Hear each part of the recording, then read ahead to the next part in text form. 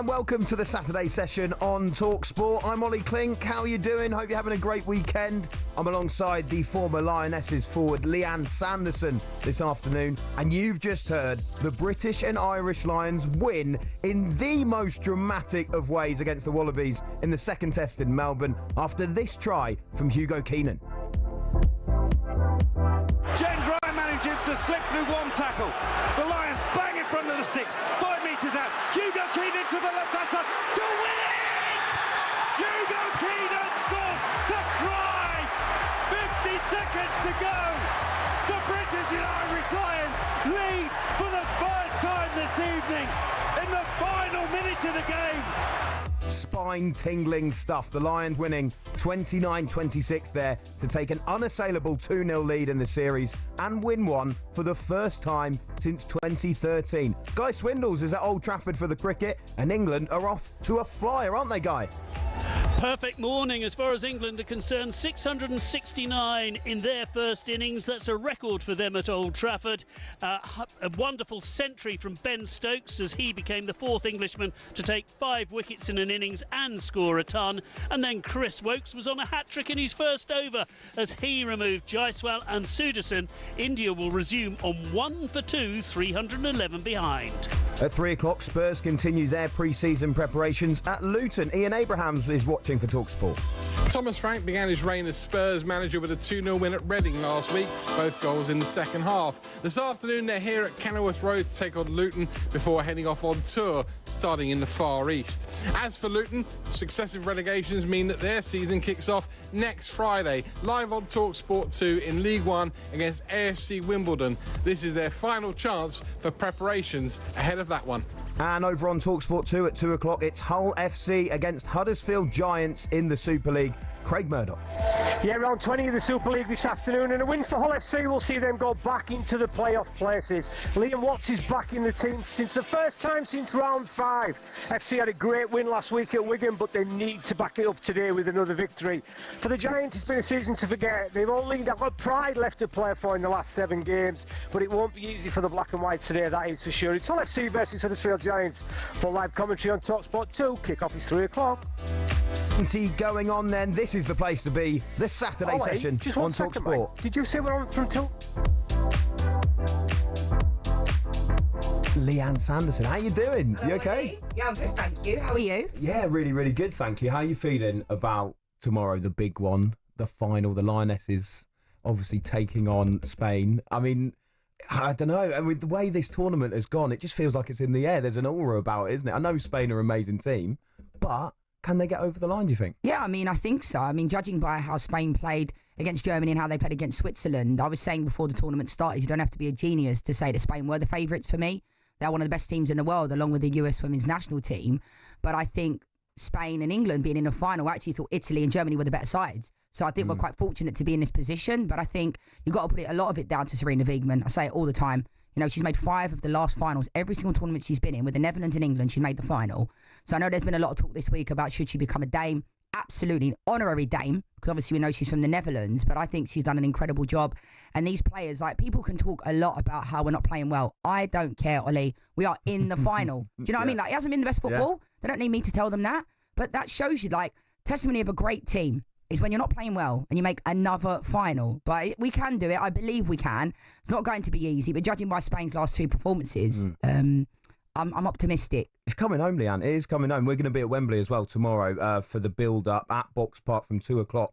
So make sure you tune into that. Of course, talkSPORT have live commentary of that game. I want to chat, though, firstly, Lianne, about your club, Manchester United. We had to go there at the beginning, on the top of the show. I was in a good mood. I'm going to Oasis tonight. I'm getting married next week, and now we're going to Man United. I've got to bring you down a bit, though, haven't I? We've got to chat about Manchester United.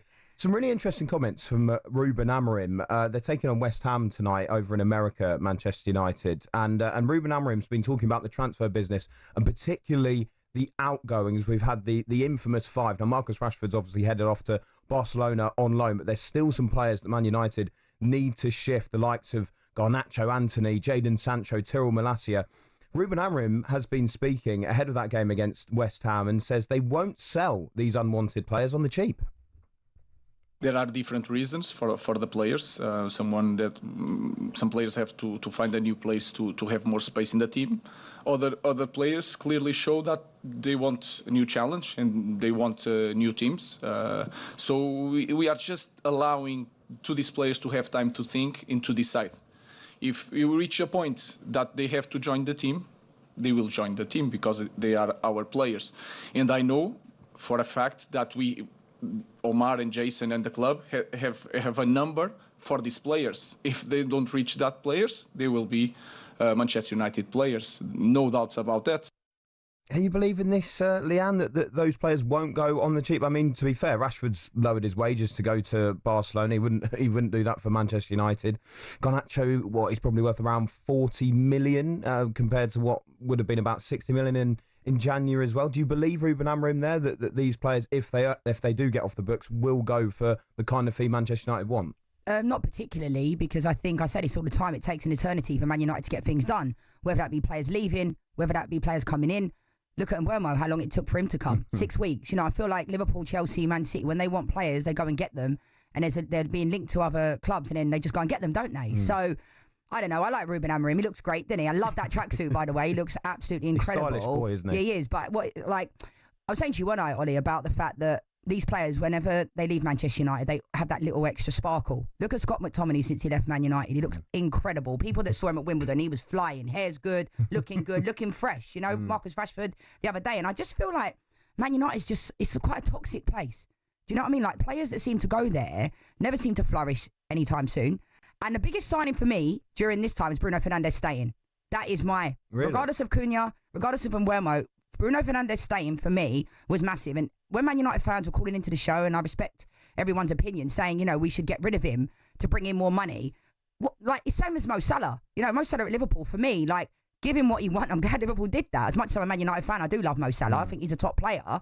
But I do believe, how will we find a Bruno Fernandes to replace that position? We wouldn't. And we'd have to probably find about 4 or 5 players. Well, with Mbeumo and Cunha coming through the door, though, and you look at Amorim's system, it seems at the moment like they're going to be playing in those 2 10 roles that he likes. So is he going to be pushing Fernandes further back? I mean, for me, Fernandes is much better a bit further forward for Manchester United. I don't really like him in that centre of the park. What do you make of that? I mean, do you reckon even he's there thinking, that's really frustrating because I'd much rather play a bit further up the pitch and be the creative player that I know I am? Yeah, I think him and Bruno and Ruben have a good relationship, so I think that's a conversation they have to have. I agree with you. I think Bruno's better when he's a bit higher, but I think the one that's got away is Victor Gyökeres.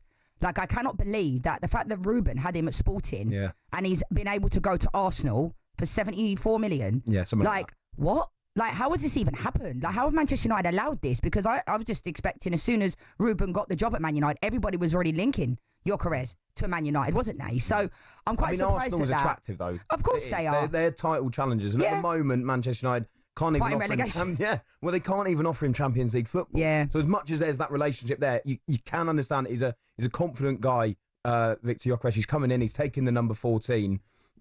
As much as he has played under Amorim, you can understand, can't you, about those bright lights of Arsenal? Of course, I understand why he's gone to Arsenal. I just feel a little bit gutted that wasn't something that was kind of in place from Ruben, because I do think as a player, any ex-player will tell you, you should go where the manager likes you, because it can really be a big deal. If you're not somewhere where the manager's going to play you and all that type of stuff, Arsenal desperately need that type of player, so I'm delighted for them. The club are good to me. Yeah. But at the same time, I just think Liam Delap, again, was the one that got away. So the fact that Garnacho is still at the club and we're in pre-season it just astounds me, because why has that not been sorted? Well, actually, that's interesting, because Amorim's also left the door open for those, that bomb squad of players to, if they don't sell them, be reintegrated into the squad. But I'm just not sure how that's going to work, Lianne. No. I mean, it's almost like that ship sailed already. Is there any way that can be a good thing for the dressing room if you're letting players that are, essentially the club wants them to leave, they want to leave, but you're then letting them back into the dressing room? For me, that just cannot work. No, and I think Garnacho, I used to really like Garnacho. I had him on the back of my shirt, and I still like him, but... Was it a Villa shirt, was it? But at the same time, you look at the reaction. When he left Rashford out and Garnacho out of the Manchester derby, I think Garnacho did react in a good way. But he talks too much off the pitch. His brother talks too much. And I don't think you can have that type of personality around the dressing room. Forget about all the flashiness. I quite like that. I'm that type of player that, like to show how I played with my hair and that type of stuff. But people get too wrapped up on that sometimes. I think sometimes you have to let your football do the talking, and he hasn't really been doing that. And I do believe when you have players in the dressing room that don't really want to be there, it can become even more toxic. So I am surprised it hasn't been, done. But that leads me to believe that do these clubs that are being linked to him really want him?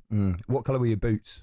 Yeah, flashy boots as well. I had the first. Well, I always had Preds. They were my first ever boots. Nice. They've progressed now because they had that little bit on them with a curve, like they were these little bumps, and they were the best boots. And I used to have whatever David Beckham had, and then I had these green boots. I had different colours. I don't like wearing black trainers. Yeah, You've had the lot. Yeah, but I could live by that as well. I think you have to be good to to wear boots. I very much wore black boots, Lianne. I'll tell you that for free. Give us a call on this 03717 22 3344. If you're a Manchester United fan, Ruben Amorim there saying that he thinks these unwanted players, this bomb squad, Garnacho, Anthony, Sancho, Malacia, he still thinks that the club can get top dollar for them. Do you believe him on that? And is there any way they can be reintegrated into the squad if you don't sell them? Give us a call, 03717 22 3344. Now, let's take a look at the latest cricket action with Betfair. England versus India Test Series preview on talkSPORT with Betfair. Built for big game players. Head to the Betfair app for the latest odds. 18 plus gambleaware.org. Just before we go to James Mackey from Betfair, let's go to Guy Swindles, who's at Old Trafford, because I believe, Guy, they're reviewing a decision. They are. Very first over, very first ball after lunch. Jofra Archer, fantastic in-swinging Yorker that he was bowling to Shubman Gill. The umpire has given it not out, I think, because he thought it hit the bat first. Archer is absolutely certain it hit the pad first, and now we're going through the procedures to find out who's right. And the trouble is, it looks as if it's simultaneous, looking at the very slow motion, that the bat and the pad are hit at exactly the same time, which might mean that England lose the review and Shubman Gill survives. We're just doing ultra edge now to see whether it hits his bat or pad. Oh, it's just similar. It's ridiculously close. If he is eventually out, which I don't think is now going to happen, it would be 1 for 3, which would be absolutely extraordinary for England after setting up that 311 first innings lead. But this review is going on and on and on, I'm afraid. No problem, Guy. We'll come back to you when you do find out the result of that, because that could be a huge wicket, like you say, for England. What a start it has been for the bowlers there. But let's speak to James Mackey from Betfair. So we're just past lunch on the 4th day. What are the in-play odds, James? Yeah, well, what a test it has been for England so far. Ben Stokes being the main man for England with, 5 wickets with the ball, 141 with the bat. You don't see that very often, do you, in just one test match? And Joe Root obviously went to the second highest run scorer in test cricket with his 150. But India look to have it all to do, don't they? What is it, a 310 lead at lunch with just the 1 run scored so far. England are as short as 1 to 25 on the Betfair Sportsbook to win the match, with India as big as 125, and they look seriously, 125 to 1, looking seriously under the cosh on day 4. The only hope India look to have of staying in the series looks to be some rainfall, and we know Manchester, it can come down, but not sure it's forecast. But they're 11 to 1 for the draw, and it was 11 to 2 before the 2 wickets came for India. If we have a look at the Betfair predicts for the 4th test, it'd be no surprise to see England having a 94% chance of winning at this stage. India almost completely written off now, showing a 1% chance to make it 2-2, and the draw at 5%. And that's very similar when you look at the series as a whole. England have a 94% chance of winning the series, India just 3%, and the draw a very slim 8%. They've got it all to do, haven't they? They have indeed. James, thank you very much indeed. That was a look at the latest Test Series action with Betfair, 18 plus, gambleaware.org. England versus India Test Series preview on talkSPORT with Betfair. Built for big game players. Head to the Betfair app for the latest odds. 18 plus gambleaware.org. Don't forget, by the way, we are broadcasting the final 2 test matches on the talkSPORT Cricket YouTube channel to our overseas audience, with our team comprising of the likes of Steve Armisen, David Bumble Lloyd, what a team that is, while there are also daily review shows available, including Following On and Jared Kimber's Super Over. Should be Champagne Super Over, shouldn't it, in your Oasis t-shirt, Leanne? You looking forward to it tonight, by the way? I can't wait. I think it's been interesting seeing everyone in their bucket hats, and then now they're selling them all on Vinted. After the fact. You're gonna snap one up? Yeah, maybe. Why not? Now we're having a chat about Ruben Amorim at the moment, because he has made some really interesting comments. Firstly, about that that bomb squad, do give us a call on that. But last season, at the end of it, at Old Trafford on the pitch, you might remember that he was saying that the good times were coming and he thanked the fans for being patient, etc. But he now said that United will suffer once again this season. I think we need to remind ourselves how special it is to be in Manchester United. That is my feeling. Is the best club in the world. It should be for everyone that is on the pitch with our club. So I really like that feeling, and I really like to be in the group that is healthy. And we are going to suffer. We have problems, but that feeling of bonding from everybody, from the staff, from the players, with the technical staff is really important. I think it can help us to win some games that we are not performing so well, but something happened because the spirit is positive. I mean, I'm not being funny, Lianne. I know a lot of Manchester United fans do like Amorim. They do like the way that he speaks, etc. But the amount of times he comes out like a complete misery guts, doesn't he? Oh, we have to suffer. Oh, I've got the worst squad in history. Oh, it's the players. Are you actually getting a bit tired of it? No. The negativity? I mean, I know they need a massive rebuild, and he is right. You know, you can't say that he's not right. He is just being honest. But there are times, really, where you need a bit of a PR spin. You need your manager to come out with a bit of fighting talk and do what he did at the end of last season and say, look, it's all right. The good times will come. I just feel that surely that negativity spreads a bit into the dressing room.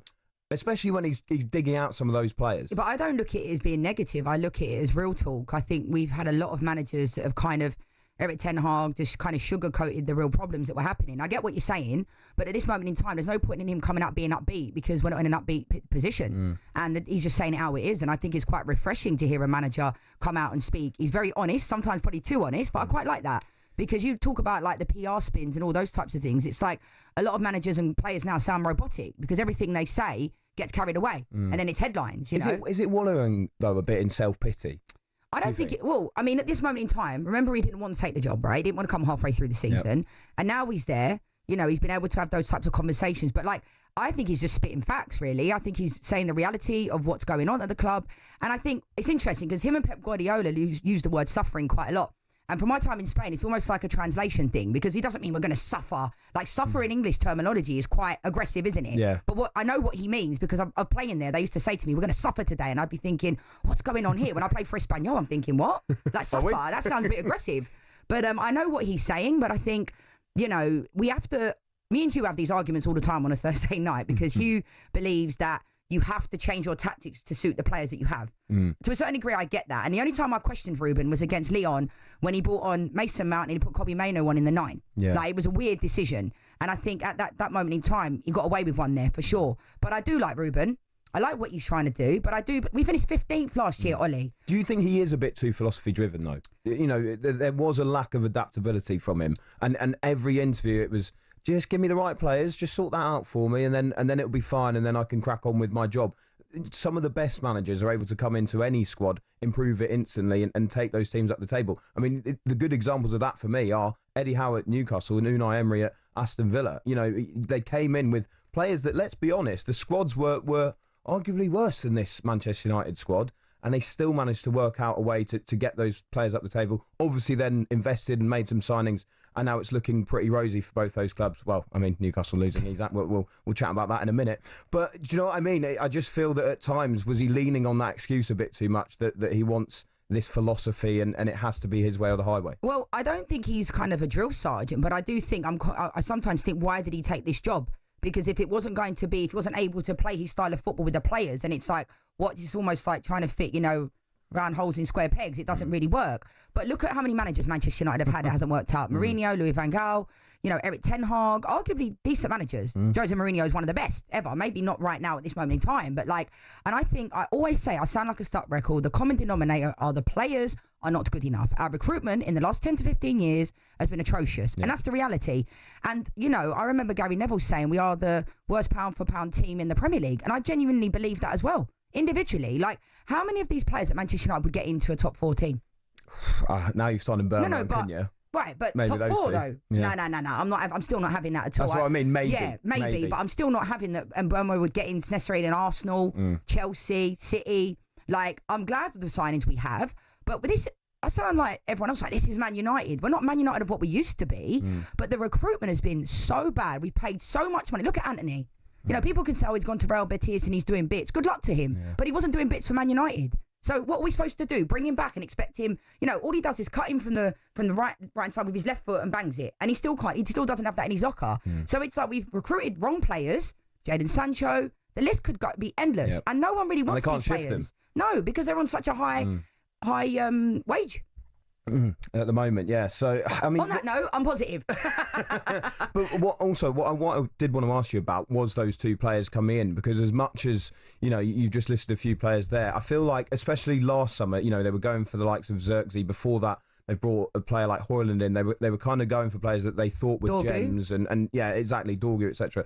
This time around, they've gone for players that they know are Premier League proven in terms of attacking talent, in terms of Cunha and Burma with the seasons they've just had. Are you happy with that slight shift in policy towards getting those kind of players? Definitely, because you can say that we went for players that were like star players, but according to who? Like, who was scouting these players? You know, I don't get it. Do you know what I mean? Like, Xerxes and Rasmus Højlund, they're not good enough. Fair play to Xerxes, because the small minority of idiots at the game, you know, were booing him off the pitch. And then, thankfully, the real Man United fans have cheered him every time he steps on the pitch. Yeah. And that's exactly what I like. And Amorim likes him as well, wants to keep him. And there's a player in there, you can see he's got a decent touch. But again, like, I've always said, why would we not go for players? Like, honestly, Harry Kane, right? If we could have got Harry Kane, Daniel Levy doesn't sell to Manchester United historically. Give him 150 million, we can get Harry Kane. I don't care how old Harry Kane is, because people keep saying, oh, you know, they're too old, Jamie Vardy's too old. I would take Jamie Vardy over any of those forwards at Manchester United all day long. I know it splits people's opinions, and it shows you where the club is at. You take Jamie Vardy? Over Xerxes and Rasmus Højlund. Absolutely. Really? Over those two, 100%. Wow. I would take Jamie Vardy over those players. What age? What? Don't 38? Don't care. He can score goals in the Premier League, and I think he can do better than Xerxes and Rasmus Højlund. Rasmus Højlund is probably one of the worst signings we've ever had. I mean, Vardy was struggling in a Leicester team. Put him on. I'm not saying start him. Teams, not denying that, but he will score you goals. You've got 20 minutes to go, and you want to put on a Vardy. What you're saying? So you're saying that you think Xerxes with 20 minutes to go, or Rasmus Højlund with 20 minutes to go? I'm not saying start Vardy and play him every minute and every, you know.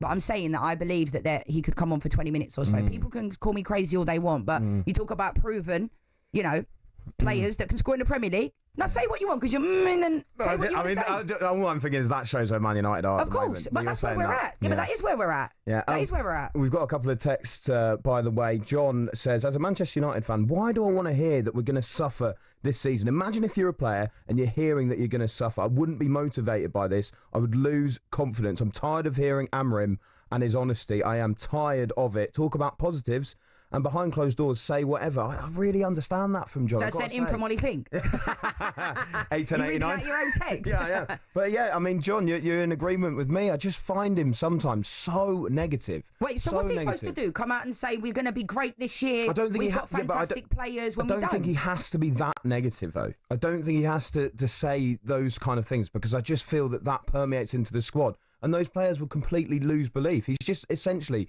most weeks coming out and saying, none of you are good enough. Well, they're not, None of you are good enough. But they're not. And they've had enough chance. How's that helping the situation? You can't completely change the squad, can you, in a transfer window, which we've seen, because you've only made 2 signings. Yeah, I mean, fair point. But at the same time, I just think he's stating the facts. I don't see it as being negative. I see it as being factual things that he's saying. Maybe, I mean, I don't know. What's he supposed to go out there and start saying we're the greatest team? He said we are the biggest club in the world. So he understands that. You know, in his first week, he said he did more interviews in that week than he ever did for Sporting. I don't think he realised the magnitude of the football club. But at the same time, like, I don't know. What's he supposed to do? Come out and, you know, start saying how great everything is when it's not. And those players are not good enough. Yeah. Like, surely. Just get Jamie Vardy in the door, it'll be fine. No, I'm not saying that, but I would still take him over those players, honestly. Yeah, I know what you're saying. I know what you're saying. I would. Just quickly, George says, I've been a Manchester United fan since May 1968. My opinion why Manchester United have hit rock bottom is this manager. He's the worst manager in the history of our club. It's sad to say, but he should have gone in January. I'll tell you what, Lianne, I'll let you react to that after the break. We've just got to head off to Old Trafford, England against India in the cricket. How's it looking, Guy Swindles? No more wickets since lunch, so India have managed to claw their way to 10 for 2 in their second innings, still trailing by 301 runs. KL Rahul continuing his good form in the series so far. He's made 8. Shubman Gill very lucky to still be there on 2, surviving 2 massive LBW shouts. One reviewed and there was enough doubt to ensure that he survived, and the other one, England didn't quite bother, but it was close. India 10 for 2 in their second innings. Guy, we're going to chat about Manchester United a bit more after the break, because I know that Lianne wants to react, I think, to that text there from George. Getting all your mates to text in, are we? 81089 if you want to join in and you disagree with some of the texts that we've had so far, and in just a moment as well. Don't worry, Lianne, you can have a laugh at me, because we're going to talk about Alexander Isak leaving my Newcastle. So don't worry, you can get your own back in just a moment. Eddie Howe has been speaking about it today. We'll also hear from Craig Hope, Daily Mail journalist, who's been covering this story too. This is talkSPORT.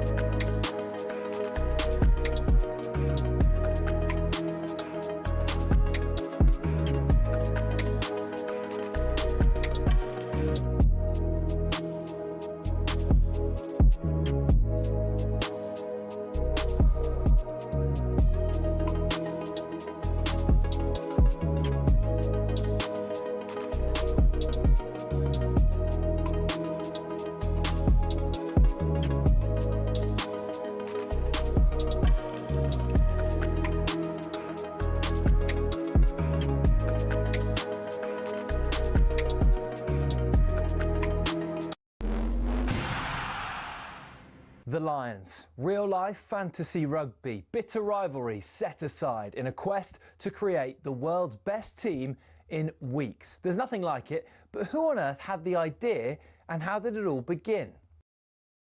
Incredibly, the first Lions tour was organised and funded by 3 men who played in England's first ever Test cricket match: opening bowler Alfred Shaw, opening batsman Arthur Shrewsbury and captain James Lillywhite. The 1888 Lions squad, then made up of 17 English, 4 Scots and 1 Welshman and a Northern Irishman, took a 46-day boat trip to New Zealand before heading to Australia. The Lions weren't alone on the boat. Also on board were 300 stoats and weasels, who were brought over to eliminate New Zealand's rabbit problem. The first ever Lions captain, Robert Seddon, died of drowning midway through the tour while sculling on a river. Andrew Stoddart, who was another of the cricketers there, took over and was the star of the tour. The next one was the first to get official recognition from the RFU against the newly formed Springboks. Although the Lions won the series and beat the Boks again 5 years later, in the 12 series since in South Africa, they've only won 2. New Zealand has proved an even tougher hunting ground, just the 1 series win for the Lions in 11 attempts, which came in 1971. And then there was that nail-shredding drawn series in 2017, only the second in Lions history. Only once have the Lions clinched a series after losing the first test, 1989, when David Campese's infamous ghost pass was pounced upon by Ian Evans. Before World War II, the Lions had a dark blue strip, which on the 1930 tour forced the All Blacks to play in all white. So in 1950, the iconic red shirts, white shorts and blue and green socks combination was born. It remains the symbol of the greatest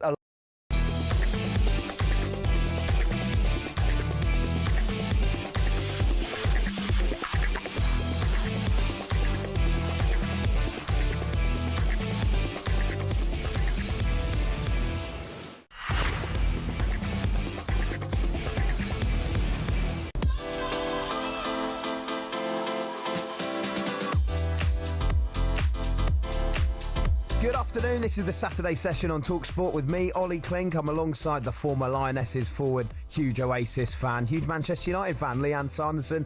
Earlier, you heard the British and Irish Lions win this series against the Wallabies in the most dramatic of fashions, with Hugo Keenan scoring a last-minute try as they won the second test, 29-26.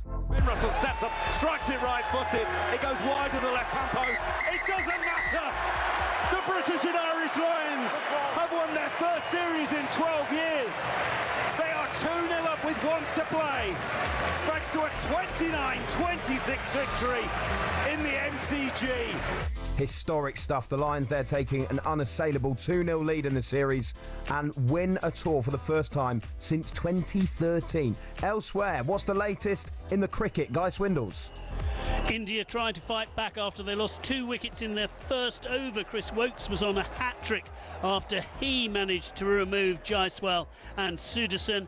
At the moment, though, they are fighting back. Gill's 5 not out, Rahul 9 not out, after England racked up 669 in their first innings this morning, a record for them at Old Trafford. At 3 o'clock, Spurs continue their pre-season preparations at Luton. Ian Abrahams. They played one game already, Tottenham, this morning at their training ground against Wickham. So the 11 who start here today are the main starters for Thomas Frank that didn't play in that game. They include Mohamed Kudus, Archie Gray's first involvement since the Euro Under-21 final, and also the likes of Mikey Moore get a run out alongside Brennan Johnson and Matthias Tell. As for Luton, it's probably going to be close to their starting 11 to take on AFC Wimbledon live on talkSPORT 2 as the season opens next Friday. And over on talkSPORT 2 at 3 o'clock, it's Hull FC against Huddersfield Giants in Super League. Craig Murdoch.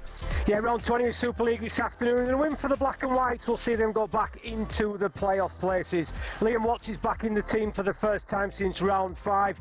FC had a great win last week at Wigan, but they need to back it up today. For the Giants, it's been a season to forget. They've only got Pride left to play for in the final 7 games.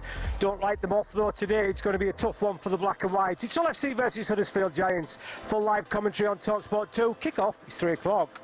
So much going on then. This is the place to be. The Saturday session on talkSPORT.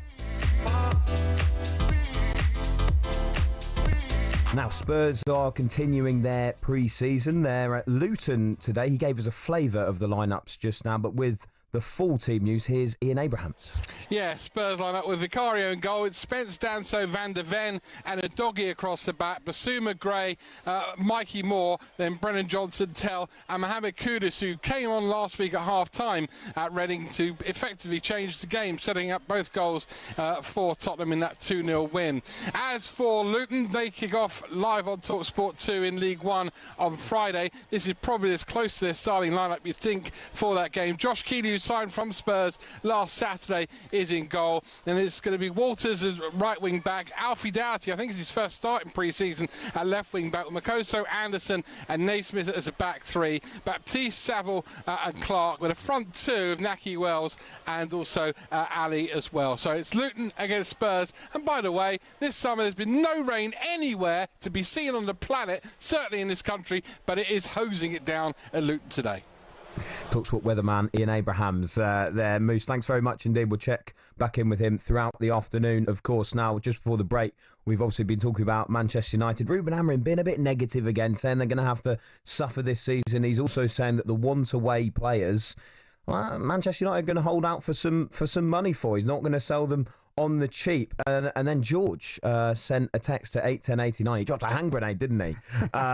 George. Your best mate. Yeah, my best mate, George. Great text, George. No, but he was saying that he thinks Amorim is the worst manager in the history of Manchester United. He's been a Manchester United fan since 1968. Did you want to respond to that, Lianne? I mean, do you know what? The thing that concerns me, okay, if Ruben Amorim, say 10 games into the season, we're still in the same position, he will go, 100%.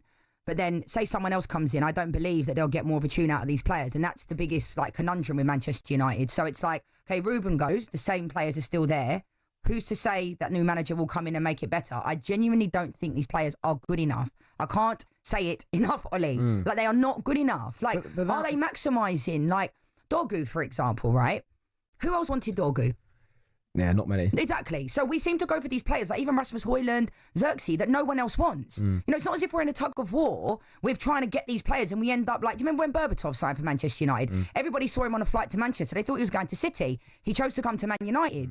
That's what we used to be like. Whereas Van Persie, I still believe we can attract players. The fact that Mbeumo's chosen to come here, but then you look at Kudus, for example, the Moose is just talking about obviously him in with the Tottenham team, and Morgan Gibbs-White being linked to Tottenham. Why are Manchester United not going for these types of players? Kudus and Morgan Gibbs-White. Those are the types of players I think would be great for Manchester United as well. Cunha and Mbeumo, good players, but I don't think they're elite that Manchester United should be attracting. But I think it's a good place to start and we can progress from that. We were talking about the number 9 situation. Got a text here saying the worst mistake that Manchester United made was not buying Tony from Brentford and let him go to Saudi. I think that's a great shot. 100%. And, I keep going on about this. Hugh Wootencroft just messaged me about Harry Kane because I literally talk about this all the time. But I think, Ivan Toney, I was talking about him a lot.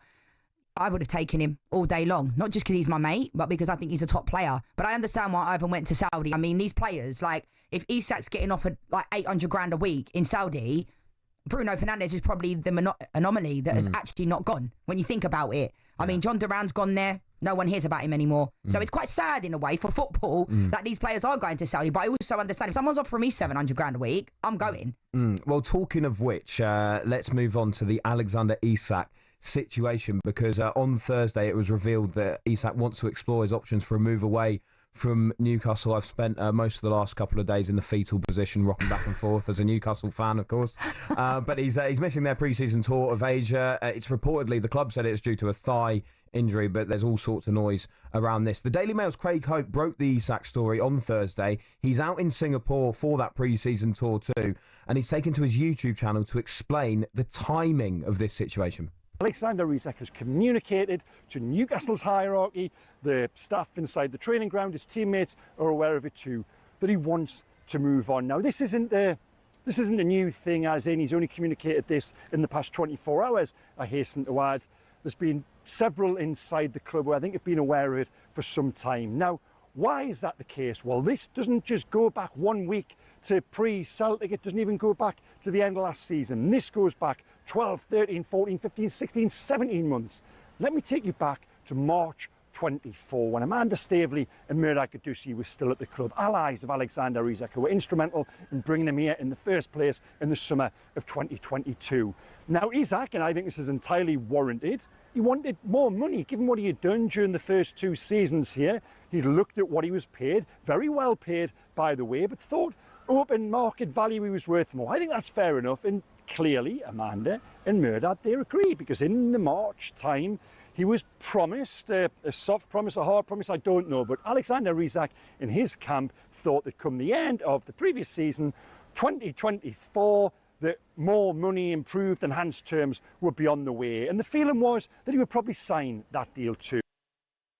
And Craig goes on to say, by the way, Lianne, that Amanda Staveley and Murad Gadusi left the club in that July against their wishes, but they were moved on. Paul Mitchell then came in as the sporting director and then refused to continue contract discussions as he felt that Isak was well paid and he had 4 years left on his deal. What you've also got to remember, to be fair, about that summer is that Newcastle and their PSR situation was an absolute mess. It was the summer where they had to sell Yankuba Minter, they had to sell Elliot Anderson, they got the money from Dan Ashworth from Manchester United, of course, as well. But Paul Mitchell, I imagine, came into that situation and went, whoa, what are we doing? I mean, as much as Isak deserves a new contract, he is contracted till 2028 and we can't afford it at the moment. So I think it's a couple of things here. I think, firstly, Newcastle once again have been hamstrung by the PSR rules, which I think are outdated. I think are skewed towards the big six clubs, and they need updating. There should be rules, don't get me wrong, but I think they're outdated because Newcastle have the money to spend and have the money to keep Isak at the club, and yet they're finding them in a situation they used to find themselves in when they're having to move him on. But at the same time, for me, it seems like the top brass at Newcastle weren't operating the club properly. They got themselves into this kind of mess, and that's why Isak's had to go. Newcastle, it seems to me, have an elite team, a team that can beat any other team on their day, but they're not operating at the moment like an elite club, and that's part of this process since that takeover that unfortunately we're gonna have to take on the chin at the moment. But yeah, really, really, devastating news.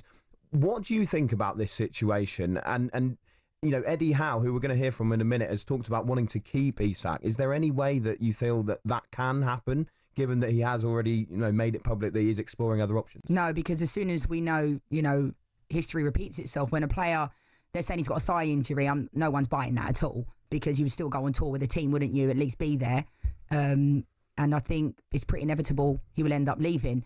But I do think, going back to what you were saying about the whole PSR thing, it's unfortunate for Newcastle because these rules only came in place when Newcastle got their money. Because look at Man City, look at Chelsea, and it does feel a bit unfair, like an unfair advantage, because those clubs have been able to do whatever they want, win trebles, win Champions Leagues and do whatever, also still be up for, all these different speculations of what they're having to do. And I think to myself, look at Newcastle. I mean, Nottingham Forest and Everton, they got deducted points straight away, didn't they? So I agree with you. It's almost like the lesser clubs, to a certain degree, are being penalised. I think this Isak one is interesting because, when Paul Mitchell went into the club, he's obviously got a load of other stuff he needs to take care of, and it wasn't thinking about the Isak situation. But I do think media have played a massive part in this Isak situation, because for about a year and a half now, I've heard everybody linking Isak away. And every time I come on talkSPORT, I'm like, Newcastle are a massive football club. Like, yes, they might not be a Liverpool and they might not be a PSG, but like the fact that he's always being linked away, I thought was quite disrespectful, because Newcastle are in a decent spot. I know you guys have been up and down as a Newcastle fan. 1 minute you're in the Champions League playing PSG, next thing you can't spend any money. But I do think, Isak's been linked away from the club since he become, really good, because he's 25 years old, right? No doubt he's a top player. He was at Real Sociedad before. He was at Borussia Dortmund, and he weren't really doing bits there. No. So fair play to Newcastle, because they're the ones that have really put him in the shop window. And I say this time and time again, the number 9 position, honestly, is so obsolete, because Isak and Osimhen are the only 2 number 9s and forwards that anyone ever talks about. Back in the day, you could talk about 1,000 number 9s, couldn't you? Yep. That were top quality. That position is becoming obsolete anyway. The number 10 role took over everything. But I do think, for me, Isak will inevitably leave. Now, the fact that he's being linked to Liverpool is quite interesting, because they've just signed Ekitike. Yeah. And they've done bits in this window, fair play to them. But I do think, at this moment in time, I don't see it. But they can afford him. Why not go and get both? Why not? Yeah. I mean, you'd have an absolutely stacked front line. And I think this would be more than Liverpool wanting to win the league again next season. Maybe it's Liverpool looking at this and going, well, let's build a dynasty here. Let's build a squad so good that we become, the elite team across Europe, and of course in English football as well. So is that annoying for you though, Ollie, just to interrupt you for a second, that players, whenever they're good at Newcastle, it's almost like they get linked away? Oh, unbelievably annoying. I mean, fair play to Guimaraes, she's come out and said it many times, I love this club. Exactly. But it's almost like you guys, they're doing bits and then they end up leaving and getting linked away. Yeah, Newcastle have been whether you like it or not, for a long time were a stepping stone club for a lot of players who would eventually move on. And that was understandable when we were under Mike Ashley. And you kind of think, since the takeover, it was the start of that change as well. I even saw Henry Winter write about this, the amount of Newcastle players that have gone to Liverpool even in the last couple of decades. And he said, Liverpool look at those black and white stripes like barcodes. And that really wound me up. That's great writing from Henry. It really wound me up there. That's brilliant. But you're right. It's been unbelievably frustrating for a lot of Newcastle fans for so long, continually having to say to people, he's not for sale, he's not for sale. And that will get in his head, he's not for sale. That will get in his head. But I think what's frustrating is the fact that he is there and wants a new contract, and it was on the table, and the club have been the ones that have said, nah, you're right, you're being paid enough. So frustrating. And Newcastle are in a position though, they can give him like 300 grand a week though, Ollie. Yeah. You know what I mean? Like, yeah, and then what happens? But they can't. Then the rest of them are going to, Guimaraes will want more, Jacob Murphy will then want more, and it's a domino effect. Absolutely. Let's check in on the cricket at Old Trafford. It's England against India. How's it looking, Guy Swindles? India hanging on in there. They're 22 for 2, so still the only 2 wickets England have taken in this Indian second innings was the very first over when Chris Wokes struck twice in successive deliveries. Shubman Gill, who survived a couple of big LBW shouts, but he's still there on 13. KL Rahul has 9. Bryden Carter, who's last man out for England when they batted this morning for a fine 47, has just bowled a maiden over. And at the moment, India hanging on in there. 22 for 2, the small matter of 289 runs behind. Guy, thanks very much indeed. 03717223344. If you're a Newcastle fan in this situation, who are you blaming for it? How annoyed are you about Isak? Or do you think it's fair enough that he's looking for this move away? Are you frustrated by the way that the board operated in terms of not giving him the money that he wanted a bit earlier on? I mean, the reports are, by the way, that he would have signed that contract. We'll get into that in just a moment. We'll also hear from Eddie Howe a bit later this afternoon. He's been speaking about the situation and plenty more. This is talkSPORT.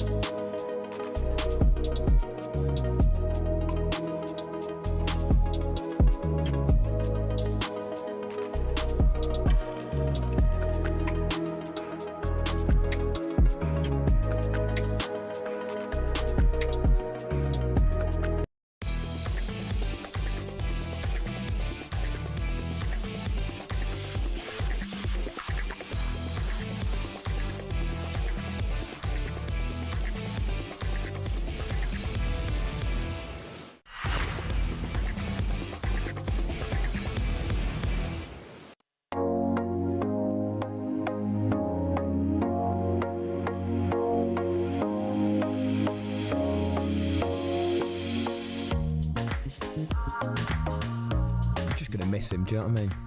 Just gonna miss him in that 14 shirt. Old It's Alex. all right, Ollie. It's not over yet. It's not over. He's still there. I know. What am I talking about? He's not even gone yet. It's all good. This is the Saturday session here on talkSPORT with me, Olly Clink. I'm alongside Lianne Sanderson. We've had a couple of texts on this Isak situation, by the way. And if you do want to give us a call, 03717 223344. Leon says, I'm sick of hearing about Newcastle and PSR. There should be rules against a club coming in and buying the league. Yes, PSR needs work, but at least it's currently stopping a country buying up football. Leon, honestly, I absolutely take your point. There should be rules. I understand that. But these PSR rules were brought in 2013-14. They're out of date. There's been so much inflation since then that in the last 4 windows, Newcastle have made one signing because they've had to. All right, they've kept their players. But other clubs still willy-nilly can spend money. And this is my biggest problem. You know, the PSR rules only seem to come into place with certain clubs. And that's pretty obvious. Clubs have won trophies based upon breaking rules, and they're still able to get away with it. Yeah, it's very, very frustrating. Talking of frustrated, Eddie Howe, I mean, he must have been tearing his hair out throughout this entire summer, but he has been talking about the Isak situation for the first time since that news dropped on Thursday. This is ahead of tomorrow's pre-season game against Arsenal. Here's what Eddie Howe had to say. As far as I'm aware, I don't think there's any contract talks taking place at the moment. I think that will be for a later date, potentially.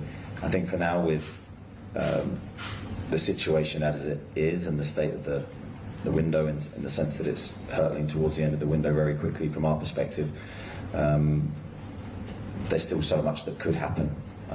Those contract talks potentially may take place at a later date. I certainly hope he stays, and I said I was confident that he'd stay. I don't see anything that's going to change that opinion of mine at the moment, but it's football and who knows what the future may bring.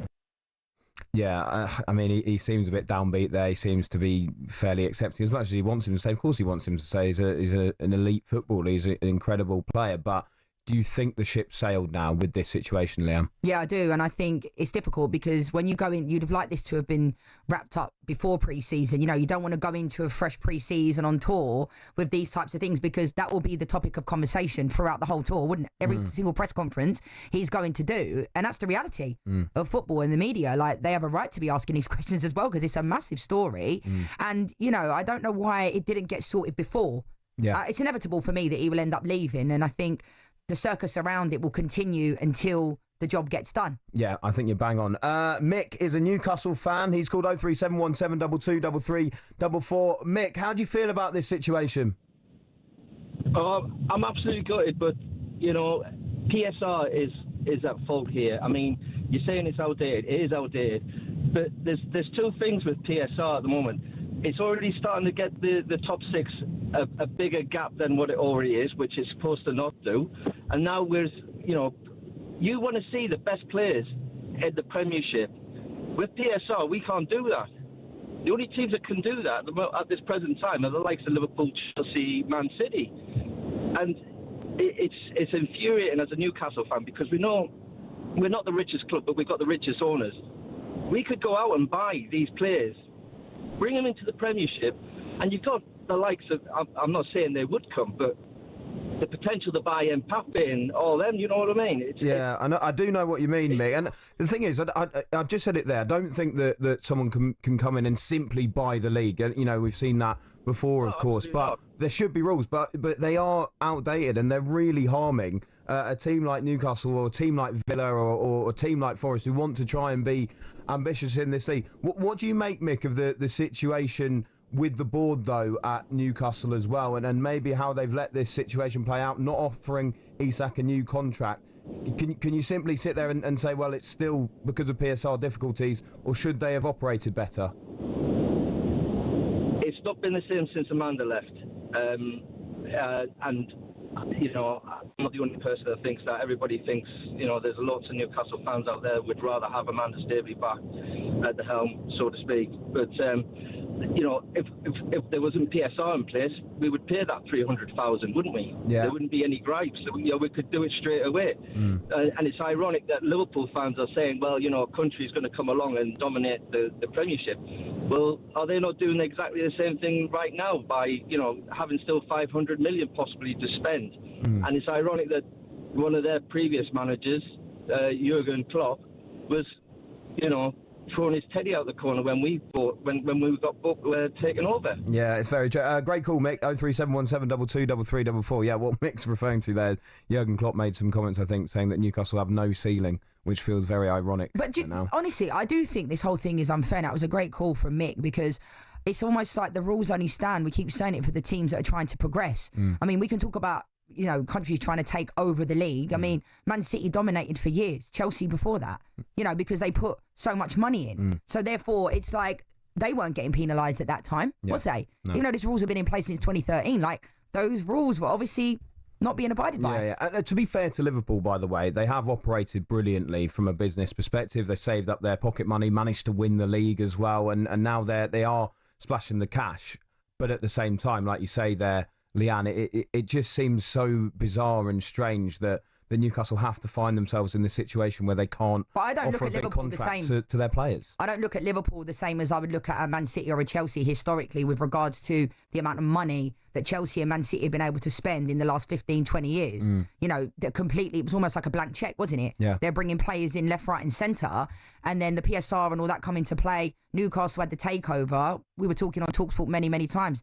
Mbappe was going to go there, Messi, you know, all these massive names, like that caller just said, and it hasn't come into fruition. But it's been such an emotional roller coaster, I'm sure, for Newcastle fans, because 1 minute you're in the Champions League, next minute you're pushing, you know, like playing against PSG, then you're like kind of like not allowed to spend any money, then you have to sell players. And I feel like it's only penalising certain clubs, and that is what bothers me the most, Ollie. Tell you what, it shows off the job Eddie Howe's done, by the way, doesn't it? Can I just say something? And this might be very, very bold, but you know I never sit on the fence. We were talking, weren't we, before? And I said I wanted Eddie Howe to be the England manager. I've said it on this show many, many times. Tuchel got the job. I don't think Tuchel will be in a job after this contract, and I think Eddie Howe will be the next manager. Sorry about that, because I think he's a fantastic manager. But I genuinely believe we all wanted him to be the next England manager. And from what I've seen of Thomas Tuchel so far, whether that be the way the team's playing, whether that be how he's talking in interviews about players like Jude Bellingham, that squad selection, don't like that. I didn't like that at all. And I think Eddie Howe would be the perfect next England manager. Hands off him. Hands off him. For the time being, we need him at the moment. Let's check in on the cricket at Old Trafford. It's England against India. How's it looking, Guy Swindles? India continuing to fight back, but from a desperate position, really. 0 for 2 in their second innings. They're now 36 for 2, 275 runs behind, but after surviving a couple of big shouts for LBW, their skipper Shubman Gill is beginning to unfurl 1 or 2 rather delicious shots. He's now moved on to 26, including 5 fours. KL Rahul has just hit his second 4 to move to 13. The score now 40 for 2, and now that Archer is off and Wokes is coming to the end of his spell, things looking a little easier. Be interesting to see what happens when Ben Stokes comes on. 40 for 2, India. Yeah, fire up Stokes here, and we'll see how he gets on. But yeah, India recovering a bit there from a bit of a shaky start to their second innings. Right, in just a moment here on talkSPORT, we're going to look ahead to the huge game tomorrow, of course. We'll get the thoughts of Lianne. We'll be live in Switzerland with Courtney Sweetman-Kirk as well. Of course, we're talking about the Lionesses in the Euros final.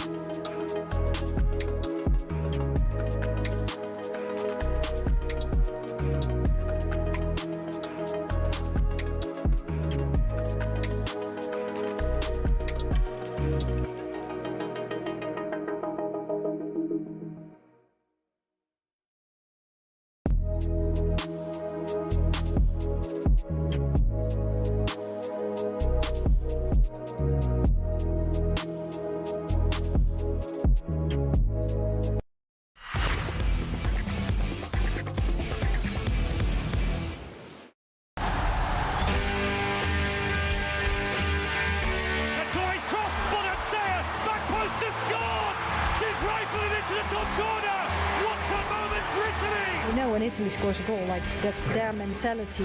They just build up a wall and they're very dangerous in the counter-attack. Ashimang is there! Can she put it in? She does! England teenage sensation! The comeback queen has done it! 19 years old, the composure in that moment to not just snap at it. To put England in the final. Kelly! Save! Kelly there again! It's in! England 2, Italy 1. This is just extraordinary. You know the phrase, back from the brink. These Lionesses are reinventing that word. Sarina Wiegman's team are through to the Euro 2025 final. Oh, you're going to be rocking to this tonight, Lianne. You're off to Oasis. Yeah, I can't wait. I was just saying to you, wasn't I? I love their music, right? Because they're so die-hard Man City, I find it hard to say I like them. Do you know what I mean? Because I'm like such a Man United fan. But you're they in enemy territory tonight. I know, but the nostalgia, I'm going with my best mate and I just can't wait. It's going to be brilliant. Ah, great. So that your favourite song, Live Forever? It is, actually. Yeah. I love that song. It's like, do you remember that song? It's like, There's Only One Charlie Bright. Do you remember that movie? And that was from the end of it. And it was like, I love that song. Oh, brilliant stuff. Well, I'll tell you what, some of the names of the Lionesses will live forever, of course, if they can make it back-to-back like Euros what you did wins. there? Thanks, Matt. Yeah, thanks. That's why I get the big bucks, I definitely don't, by the way. Just a quick update on the cricket, by the way. India 43 for 2 at the moment. And earlier on, you missed an absolute belter. The Lions secured the series against Australia with a last-minute try from Hugo Keenan. They won that game 29-26 in Melbourne. Brilliant stuff. We'll be chatting about that a bit later on. But now it's time to get an update on the football with McDonald's. UEFA Women's Euro 2025 update on talkSPORT with McDonald's. The new Big Arch has landed at McDonald's with its very own signature sauce. Available from 11 a.m. at participating restaurants. And now I won't just be joined by Lioness Lianne Sanderson. I'm joined by the talkSPORT Lionesses correspondent Courtney Sweetman-Kirk out in Switzerland. Courtney, how are you feeling ahead of tomorrow? Hello, Courtney. Yeah, I mean, excited. Hello, both. I'm really excited. Obviously, I'm a little bit nervous as well. But yeah, it's almost like the game day feeling that you had as a player. You just want the game to come and be enthralled in that rather than thinking about all the stuff before and making you a little bit nervous. Now, before we crack on, yesterday you spoke to Sarina Wiegman about the biggest bit of team news, let's be honest, the fitness of Lauren James, which England are sweating over a bit. Here's what Wiegman had to say. Sarina, first of all, can we just start with a quick fitness update on Lauren James, if that's okay? Yes, she's still recovering, doing some things on the pitch. And, of course, we have 2 more days trying to get her fit for the game. Courtney, lovely to see you as always. You getting any sleep, mate? Literally, you're non-stop. I love it. But about Lauren James... Exactly. We don't need sleep in a major tournament. No. Lauren James, right, this whole situation, like... Yes, she trained today, but I don't know. I can't help but think this whole situation's been a bit mismanaged, Courtney. Because coming into this tournament, we had about 4 players that were coming in playing hardly any minutes. She's played every game. She comes out at half-time in the game before. And I have a feeling that, this could have a domino effect, her in the season. I know we're not focusing on the WSL season, but if I was Chelsea, I'd be absolutely fuming. Exactly. I think Sonia Bonpastor will be sort of watching through her hands at obviously everything that's going on. And you're right. I mean, just to say, Lauren James was out training this morning. We get access to the first 15 minutes, which is pretty much the warm-up. So, yes, she was out. She looked fine. Although, Lianne, you know as well as I do, obviously after that sort of warm-up, she might be off the pitch or she might be doing something specific to herself. She's not necessarily training with the full team, but, that remains to be seen. But you're right in terms of Lauren James and the way she's come into the tournament. She's fighting for fitness. I think she's done extremely well, but that's the problem I think with the way that now England have won these games. It's not been easy. It's not been a case of with most games you can bring your best player off after 70 minutes and rest them. I know in the first game I think it was 60 she came off, but she was managed on minutes. But in an ideal world you want to be comfortable in these games so you can obviously bring players off, where for England we've not had that luxury in most of the games. So I think you're right in terms of the management of certain players. it's been a needs must because you want your best players on the pitch, but obviously when you're coming back from injury, those little niggles, or if you get caught on the ankle, your body's not quite as robust as it normally is. So maybe sort of, if we're 3 months into the season, you ride that challenge and you recover really well, but when you're coming back from an injury, it's not the same. So yeah, I think Georgia Stanway's another one that's been mentioned. I think she's not quite looked up to full fitness as well, and the way that she normally gets box to box, I think sometimes she struggled a little bit with her energy. So I think we're in an unfortunate circumstance where the likes of Lauren James, Lauren Hemp, Alex Greenwood and Georgia Stanway are coming into the tournament hardly playing any football. Yeah, and obviously Leah as well was carrying that injury. She came off in that game. But I want to talk about, this Lionesses team and their resilience, Courtney, because a lot of people are speaking about them, saying, they're not playing their best football, we've not played well. But isn't that the testimony of a top side that could just find the way? You can never write them off. Their resilience is unbelievable, isn't it? Yeah, the resilience and then the mentality is absolutely incredible. It's on a different level to be able to be in that situation and time after time pull yourself out. And, in terms of the performance, to an extent, doesn't matter. If you get into a major tournament final, if you go and win it, if they back-to-back Euros winners, no one talks about the performances in 10 years, however many years. But I will caveat with that, it does worry me to an extent where if we are 1-2-0 down to Spain, they are the type of team that they will not let you back into the game the way that maybe Sweden or Italy did, and that's the bit that worries me. Yes, like I say, if we go and win it, couldn't care less, but those just level of performances at times worry me against a Spain team that for me are the best in the world at the minute. Talking of England getting back into the game, and I'm not sure if the hand might be forced because of the Lauren James situation, but Courtney, where do you stand on whether you start Michelle Adjumang and Chloe Kelly in this game? I'm seeing Lianne Sanderson opposite me shake her head. What do you think about this, Courtney? Have they been too effective off the bench? I'll be honest. Yeah, it's hard. I've been shouting for Chloe Kelly to start for the last few games, so I will stick by that. I think that Chloe deserves to start. It's difficult with Michelle. She's 19 years old. She's come on. She's made a fantastic impact. I just worry. You know where you are with Chloe. She's been there and done it at the highest level, both internationally and domestically. So if you put her in from the start, that she's she'll be able to perform. She knows what that pressure feels like. The only caveat I have with Michelle in that sense is, does she freeze in that moment? She probably doesn't. I've been around her, I've interviewed her, and actually she's been really calm and composed. Such a humble player and sort of complete different in terms of how she is on the pitch. So she bursts onto the scene. She's powerful, she's gregarious, she's got great technical ability, whereas off the pitch she's like I say, very quiet. So that would be the caveat I would have with Michelle. I think I still would say she's better to come back on the pitch as an impact player, but Chloe Kelly is the one that I would like to see from the start. Yeah, I agree with you, Courtney, on that one. I don't know what more Chloe Kelly has to do, and I have a feeling that Serena, we all think we're an England manager, don't we, at major tournaments, but I have a feeling that Beth Mead will play instead of Lauren James, and I think Chloe Kelly deserves that opportunity. Like Michelle Adjumang, I agree with you, 19 years old, and Serena's not going to change that. I can't see her starting in this game. I understand why people are kind of clambering for Michelle to start, but Alessia Russo doesn't come out of the team. Courtney, I've got to ask you as well. Yeah, and for me, Alessia Russo's played really well as well. Yeah, just saying, Alessia Russo, I know she's not scored the amount of goals that people are expecting, but actually she's played consistently well in the way she links the play. And I think what Lianne said about Beth Mead's probably right, because when Lauren James did come off at half-time, it wasn't Chloe Kelly that came on, it was Beth Mead. So, yeah, I probably agree with that, what Lianne said as well. Sorry, I just jumped in front of you there, Courtney, but I did want to ask you about the opposition, of course, tomorrow, Spain. It was so formidable. What an amazing team they are. Of course, it's a repeat of the World Cup final as well. How do you go about beating them? I don't think you let the midfield take control. It's the best midfield in the world. There's no doubt about that. So if there's a way of stopping that, we were talking about it earlier actually, like do you, for example, play a Mark Bonmatí?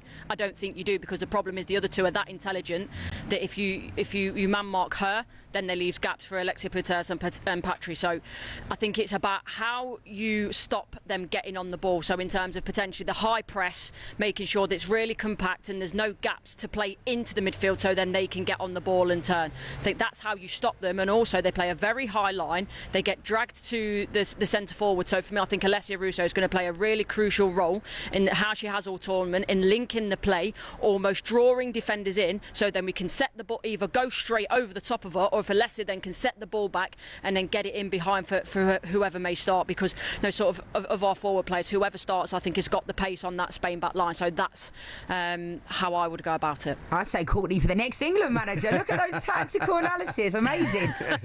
No, I think, I agree with you. Spain are the best team in the world. I love watching them. It's amazing. But do you think we can take any confidence from the fact against Switzerland and against Germany, I thought they were quite poor? Cool. Yeah, 100%. I think if you'd asked me that question at the group stage, I'd have gone absolutely no chance. But you're right, when they've come up a bit against the stiffer opposition in Germany, I think we all watch that sort of as Lionesses stands thinking, actually, I feel a bit better watching that.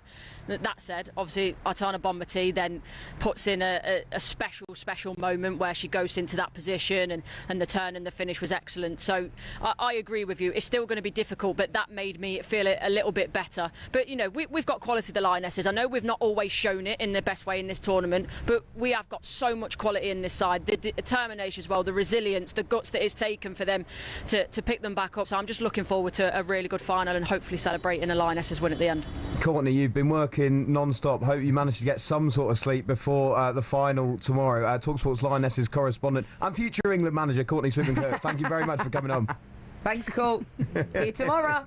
Cheers, guys. See you soon. There we go. Courtney there. God, that tactical analysis, Love Courtney, by the way. he's top. Get her in the dressing room. Yeah, she's brilliant. Love Amazing stuff. That was all thanks to McDonald's. UEFA Women's Euro 2025 update on talkSPORT with McDonald's. The new Big Arch has landed at McDonald's with its very own signature sauce. Available from 11 a.m. at participating restaurants. Don't forget the final tomorrow. Kickoff is at 5 o'clock. England against Spain. The Women's Euro 2025 final is live on talkSPORT. Adrian Durham will be there with your team. Joe Shannon alongside former England striker Tash Dowie. Right, what's going on at Old Trafford? England against India. Guy Swindles. Players have just had a bit of a break after an hour's play since the end of the lunch interval, and India will be resuming on 47 for 2. It's been a terrific battle with Shubman Gill and KL Rahul playing their shots when they get a chance, but the rest of the time having to do their level best to just keep Chris Wokes and Jofra Archer in particular out. Archer has had 2 or 3 big LBW shouts, so has Wokes, but at the moment Shubman Gill and KL Rahul are hanging on. They need to, because their team still remains 264 runs behind England, who racked up 669 in their first innings this morning. Yeah, and a century for Ben Stokes in that innings as well. It's been a fantastic test, this one, for England. Guy, thanks very much indeed. In just a moment here on talkSPORT, Tottenham are in pre-season action. They're at Luton today. We'll have a chat about that in just a moment.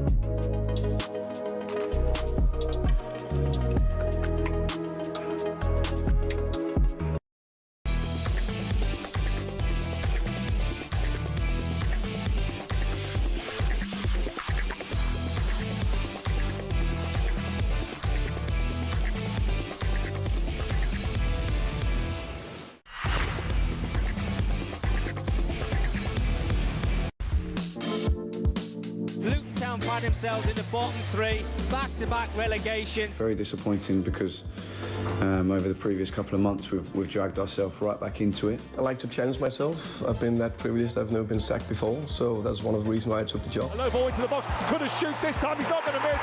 It's into the top corner. His finishing is very good, and he is in almost a perfect age to perform, but also take the next level.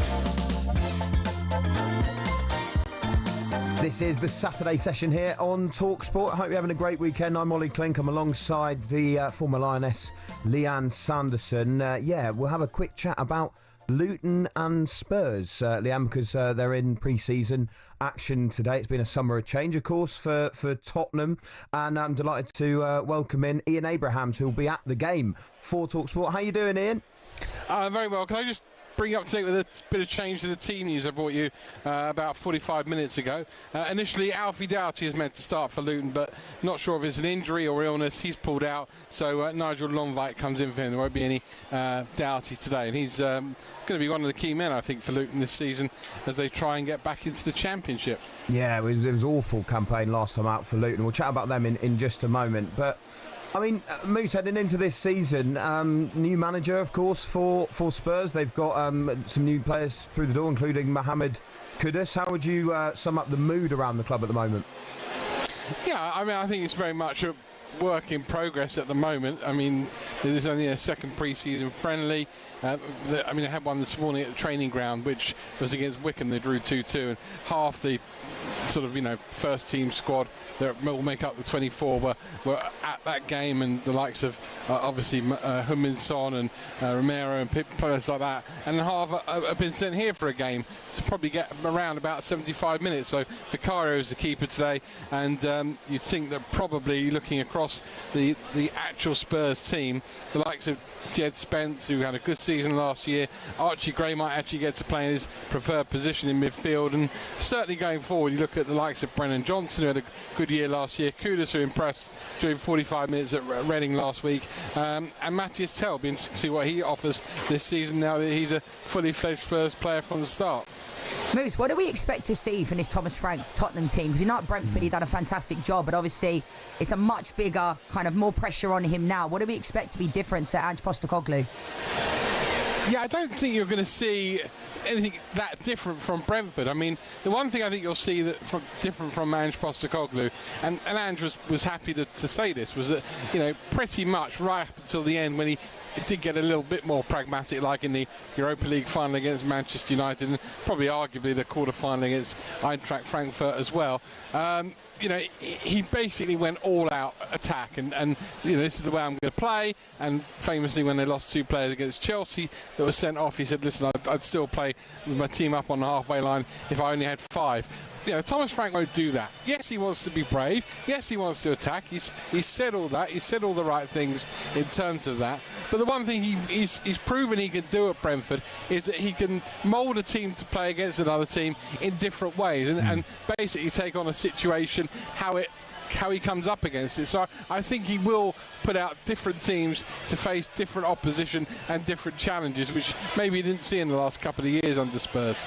I saw in his press conference as well, Moose, that he did reference that, look, we are going to lose games this season. He was very keen to kind of get that point across. Do you think that was just his way of tempering a few expectations heading into the season?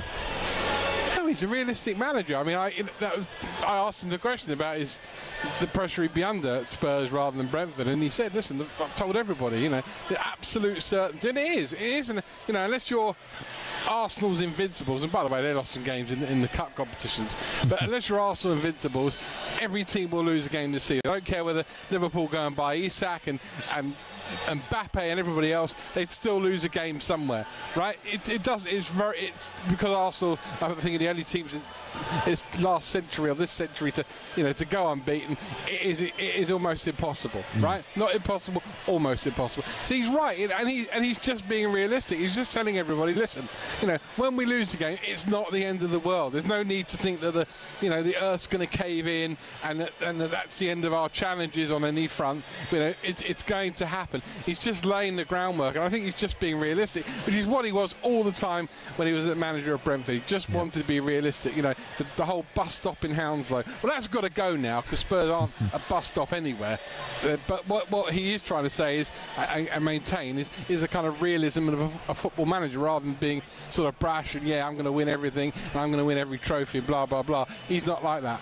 Moose, what do you make of these 2 games in one day and splitting of the squad? And also, Heung-min Son, what kind of role do you think he's going to play this year? Because he's being linked to the MLS with LAFC. Yeah, I think the cynic in me, Lianne, says that Spurs just wanted to make sure they kept Heung-min Son until they go to South Korea this week for their pre-season tour, because he's absolutely a god over there. I've seen the pictures and been told about what it is like when he touches down in a Spurs tracksuit as the captain of Spurs. He didn't have a very good season last season. There's no way of dressing it up, and I think it's a good idea actually to have two games in one day if you've got this many. There's no point in bringing everybody here and giving them a half each. You may as well start building them up towards playing 90 minutes, and if you play one game at the training ground and then one game here at Luton today, everybody can get a good 75 minutes under their belts before they go on tour. Do I think Heung-min Son will be at Spurs next season or the MLS? He's got 1 year left in his contract, and I think that we've seen the best of Son, let's put it that way. Yeah, do you think, Lianne, it is time that Son moves on, that this is the end of the road for him as a Spurs player? I mean, it would come off the back of that trophy success as well. It feels like the right time, doesn't it, to part ways? Yeah, and I love Heung-min Son. He's one of those players, isn't he, that everybody loves. It doesn't matter what team you support, but I think you saw in the final when he was on the bench, and he just doesn't look like, I agree with the Moose and I agree with what you're saying. It just looks like that ship has sailed, but he's been fantastic, hasn't he, for Tottenham? Yeah, absolutely. Don't forget, he's been there 10 years, and he was kind of there under the, and the mainstay really of that Pochettino team and squad that should arguably have won the Premier League. But, he's probably the last of... I can't think of anybody else that's still there, actually. He's probably the last of that group to still be at the club. And, as Lianne will tell you, with all teams, great or not so great, sometimes even the best and most loyal servants have to say goodbye. And I'm not saying he's definitely going this summer, by the way, but I think it's probably more likely he would go than he would stay. Moose, I do want to ask you about the Spurs squad, though, as well, because I've spoken to a couple of fans who have kind of said, look, I actually think with the way that Ange stuck to his philosophy, sometimes we weren't seeing the best out of this squad. They think that the players that Spurs have, of course, are a lot better than the 17th place finish they have. You've got to take into account, of course, they had a number of injuries across the season too. But do you agree with that sentiment, that this is a more talented squad than we've potentially seen because of the management of Ange Postecoglou? Yeah, I mean, for Archie Gray, let's take him as an example. He seemed to play everywhere last season except the position which you thought he was bought for, which was a midfield role. Lucas Bergvall tended to play in midfield, but we didn't really see Archie Gray play there. He played centre-half, he played at one full-back position or another full-back position. Admittedly, everyone has to stay fit, and admittedly, there are still players missing, like Kulusevski, who's going to be out for a while, Richarlison. But I do think that under Thomas Frank, we are more likely to see the square pegs in square holes and round pegs in round holes, and players playing probably where they should do. And I'm going to be accused of being biased here, but I'm not. The 45 minutes I saw last week of Mohamed Kudus, okay, it's only a friendly against Reading, and I'll see a lot more this afternoon, was certainly more reminiscent of the first season at West Ham, where it was kind of a wow factor for him, than the second season whereby he just wanted to go. So I think if Spurs fans and Thomas Frank can get that kind of performance week in, week out under of Mohamed Kudus, and when the likes of James Maddison and Kulusevski return, I think this is a very talented Spurs squad. Got there in the end. Just quickly on Luton as well, Moose, obviously back-to-back relegations. I mean, how are the club preparing for life in League One? Yeah, they've changed the squad quite a bit.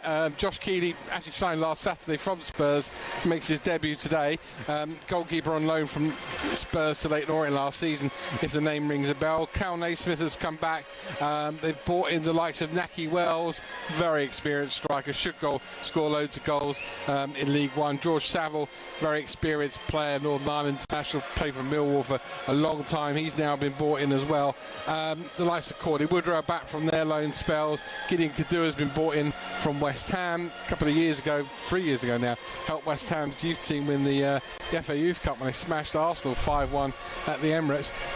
It will be a bit like Birmingham last season, but not quite the same way. They'll be expected to get promoted. They won't be expected necessarily to romp away with the division like Birmingham were from day one last season. But I think the two to take out of League One probably are Luton and Huddersfield. I would be surprised if those two aren't, if not top two, then both of them don't get promoted in some way, shape or form this season.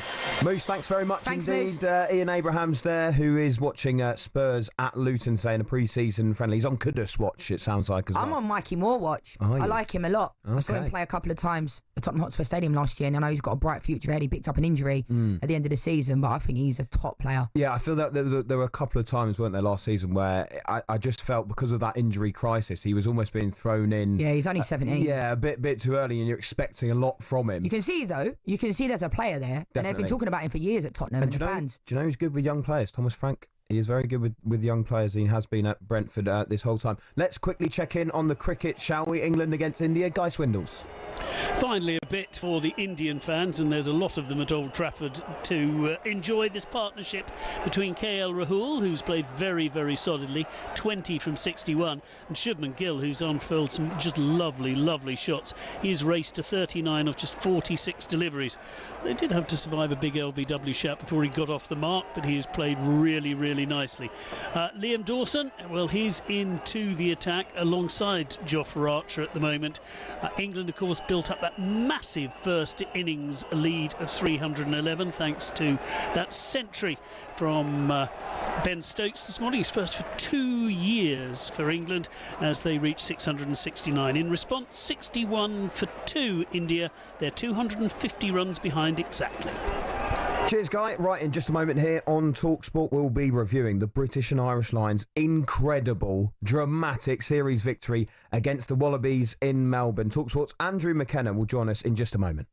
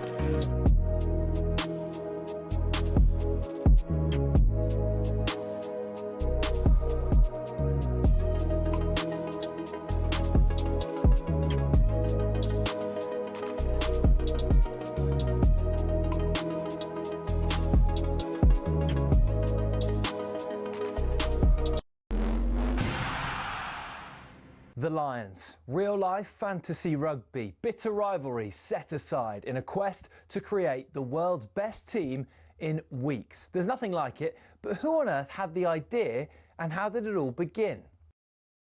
Incredibly, the first Lions tour was organised and funded by 3 men who played in England's first ever Test cricket match. Opening bowler Alfred Shaw, opening batsman Arthur Shrewsbury and captain James Lillywhite. The 1888 Lions squad then, made up of 17 English, 4 Scots and 1 Welshman and a Northern Irishman, took a 46-day boat trip to New Zealand before heading to Australia. The Lions weren't alone on the boat. Also on board were 300 stoats and weasels, who were brought over to eliminate New Zealand's rabbit problem.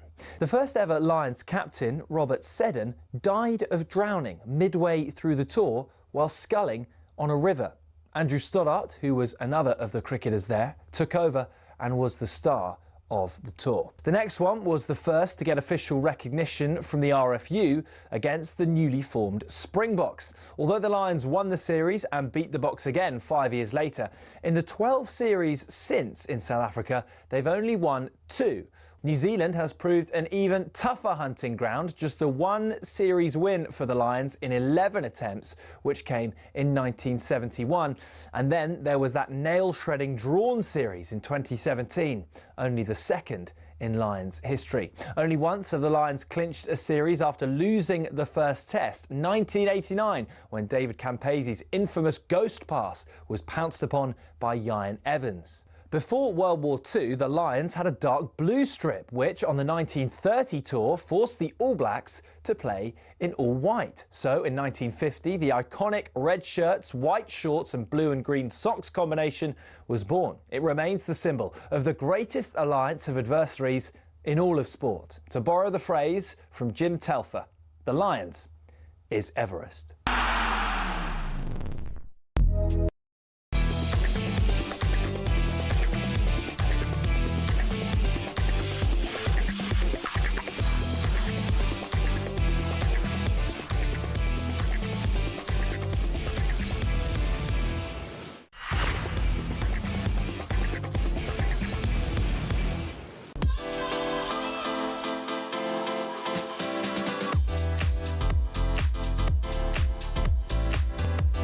Hello, this is the Saturday session on talkSPORT with me, Olly Clink. I'm alongside the former Lionesses forward, Lianne Sanderson. Earlier, you heard the British and Irish Lions win this series against the Wallabies in the most dramatic of fashions, as Hugo Keenan scored a last-minute try as they won the second test, 29-26.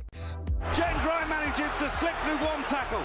The Lions bang in front of the sticks, 5 metres out. Hugo Keenan to the left-hand side to win it! Hugo Keenan scores the try! 50 seconds to go! The British and Irish Lions lead for the first time this evening in the final minute of the game. Absolutely electric commentary. The Lions there taking an unassailable 2-0 lead in the series, and they win a tour for the first time since 2013. We'll get the lowdown on that in just a moment with Andrew McKenna. Elsewhere, though, what's the latest in the cricket at Old Trafford? Guy Swindles. India were 0 for 2 in their second innings. They're now 67 for 2 thanks to skipper Shubman Gill's excellent 45 and KL Rahul's sterling 20 not out. Earlier, England all out for 669 in their first innings, which means they still have a lead at the moment of 244 runs. Over on talkSPORT 2, Hull FC against Huddersfield Giants in Super League has just got underway, while in pre-season Luton against Spurs has just kicked off. Ian Abrahams. Luton 0, Spurs 0. Brennan Johnson sends in another cross from the left-hand side. He's fizzed one in already to test the goalkeeper Josh Keeley, as does Mohamed Kudus from the other side as well, both over the head of Matthias Tell. But Spurs looking dangerous in the opening 5 minutes. Luton 0, Spurs 0. Plenty going on then. This is the place to be this afternoon, the Saturday session on talkSPORT. Now, Lianne, honestly, earlier, what a finish. What a game between Australia and the British and Irish Lions, and the Lions managed to get over the line and win the series in the final minute. Hugo Keenan crossing the line and sealing the victory at the MCG. 100,000 people there as well. Nail-biting tension, but they did it. Absolutely incredible. And the man who called it all quite brilliantly, by the way, is talkSPORT's rugby commentator Andrew McKenna. Macca, what a game that was. Just how dramatic was it in the stadium? It was pretty epic, wasn't it? However you want to slice it up, the Lions are 23-5 down in the first half. The Wallabies playing out of their boots. It looked like a totally different game from last week.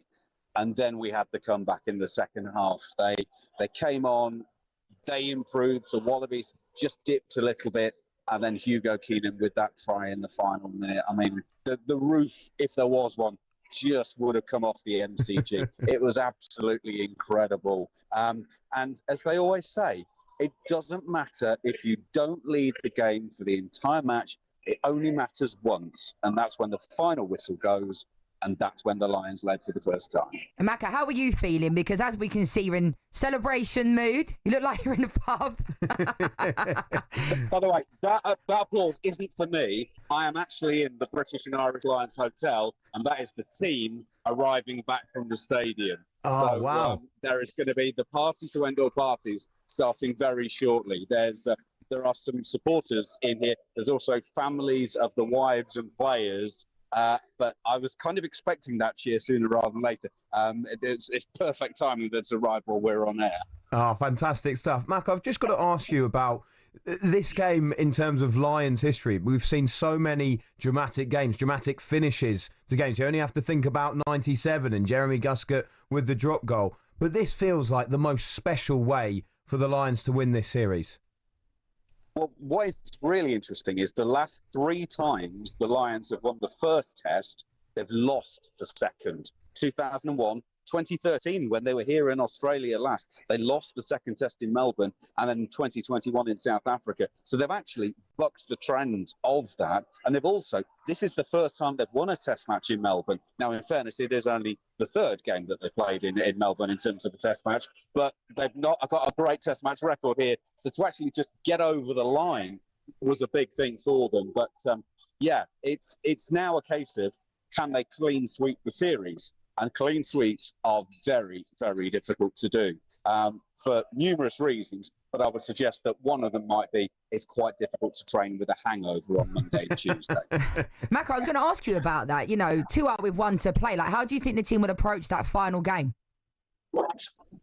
I think some teams might go a bit easy-ozy. But if you've ever heard, met or spoken to Andy Farrell, the head coach of the British and Irish Lions, that doesn't exist in his vocabulary. He was arguably the greatest rugby league player Great Britain has ever produced. And you don't get to that kind of level without an enormous drive, passion, and everything else that goes with it. So he is, I'm sure, about to start a very, very big party that may go into tomorrow, that may go into Monday.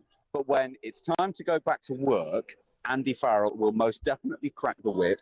The team and the management have been talking about winning this series 3-0. Now, when you're 2-0 up, you've already got the trophy. They haven't yet. That will be presented in Sydney next week. So in a sense, it doesn't matter.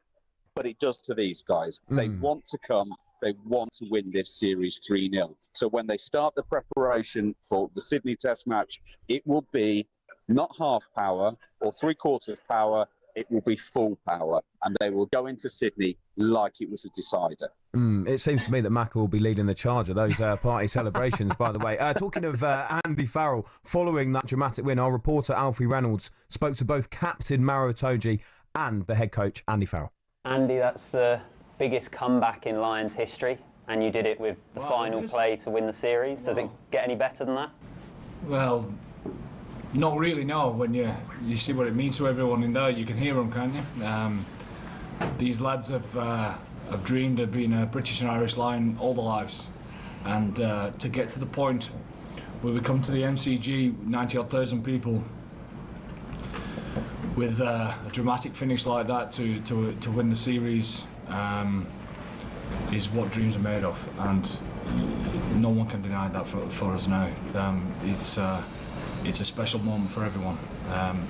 So we are absolutely delighted that we showed the courage of what it takes to be a Lion, and delighted for everyone involved. And Maro, just a couple, if that's all right. There aren't too many Lions captains that are winning Lions captains. How much does that mean to you? It means the world, but I'm just delighted for everyone involved.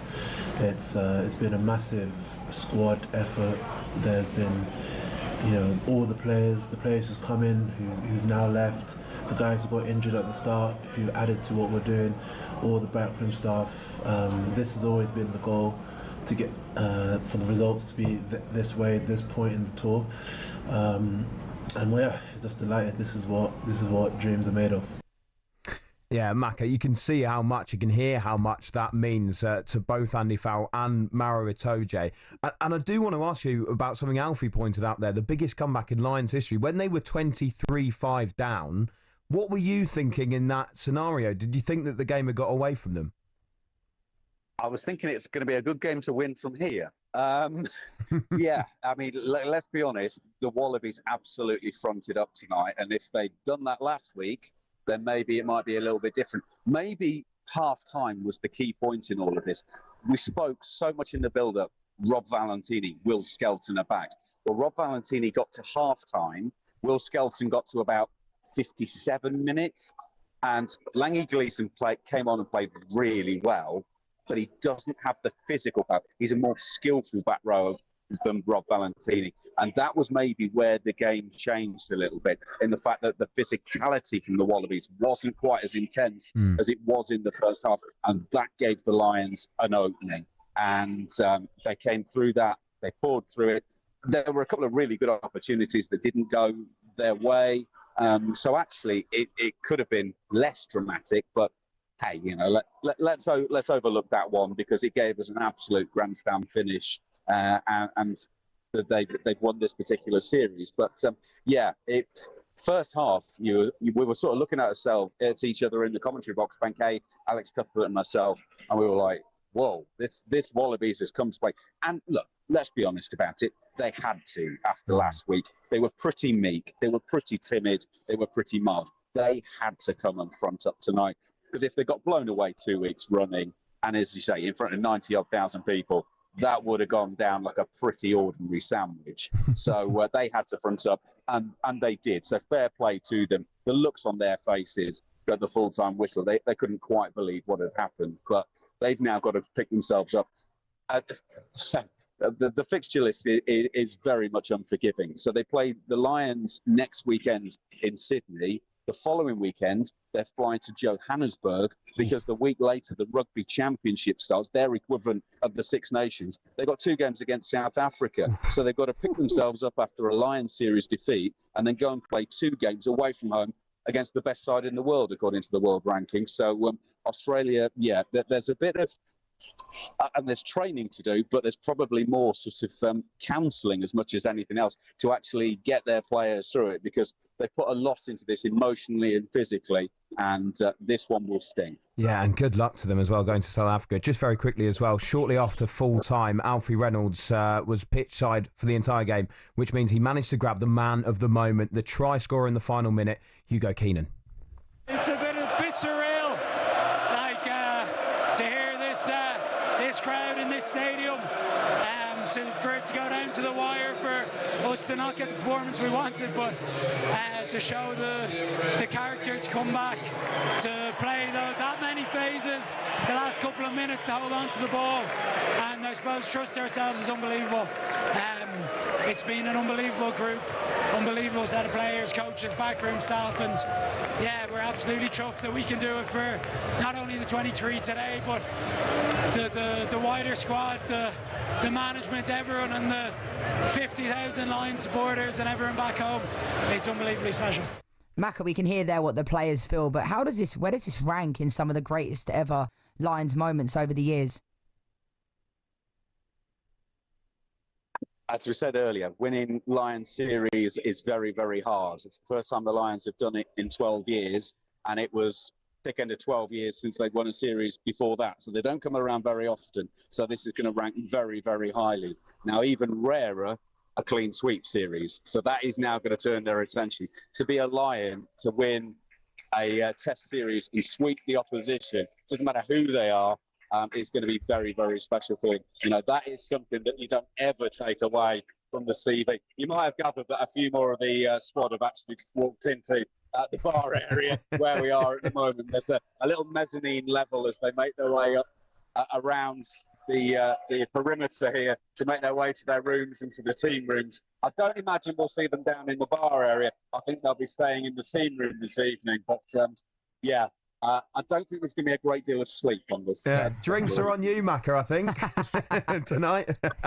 There he is. It's well-deserved there too. Brilliant commentary from you earlier. Macca, thanks very much indeed. Enjoy it. All the best. Enjoy.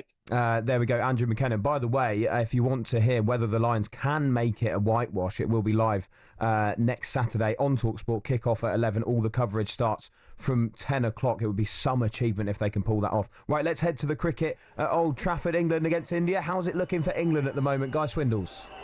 It's slightly frustrating, really. They took the 2 very early wickets and must have thought, this game's going to be over inside 4 days.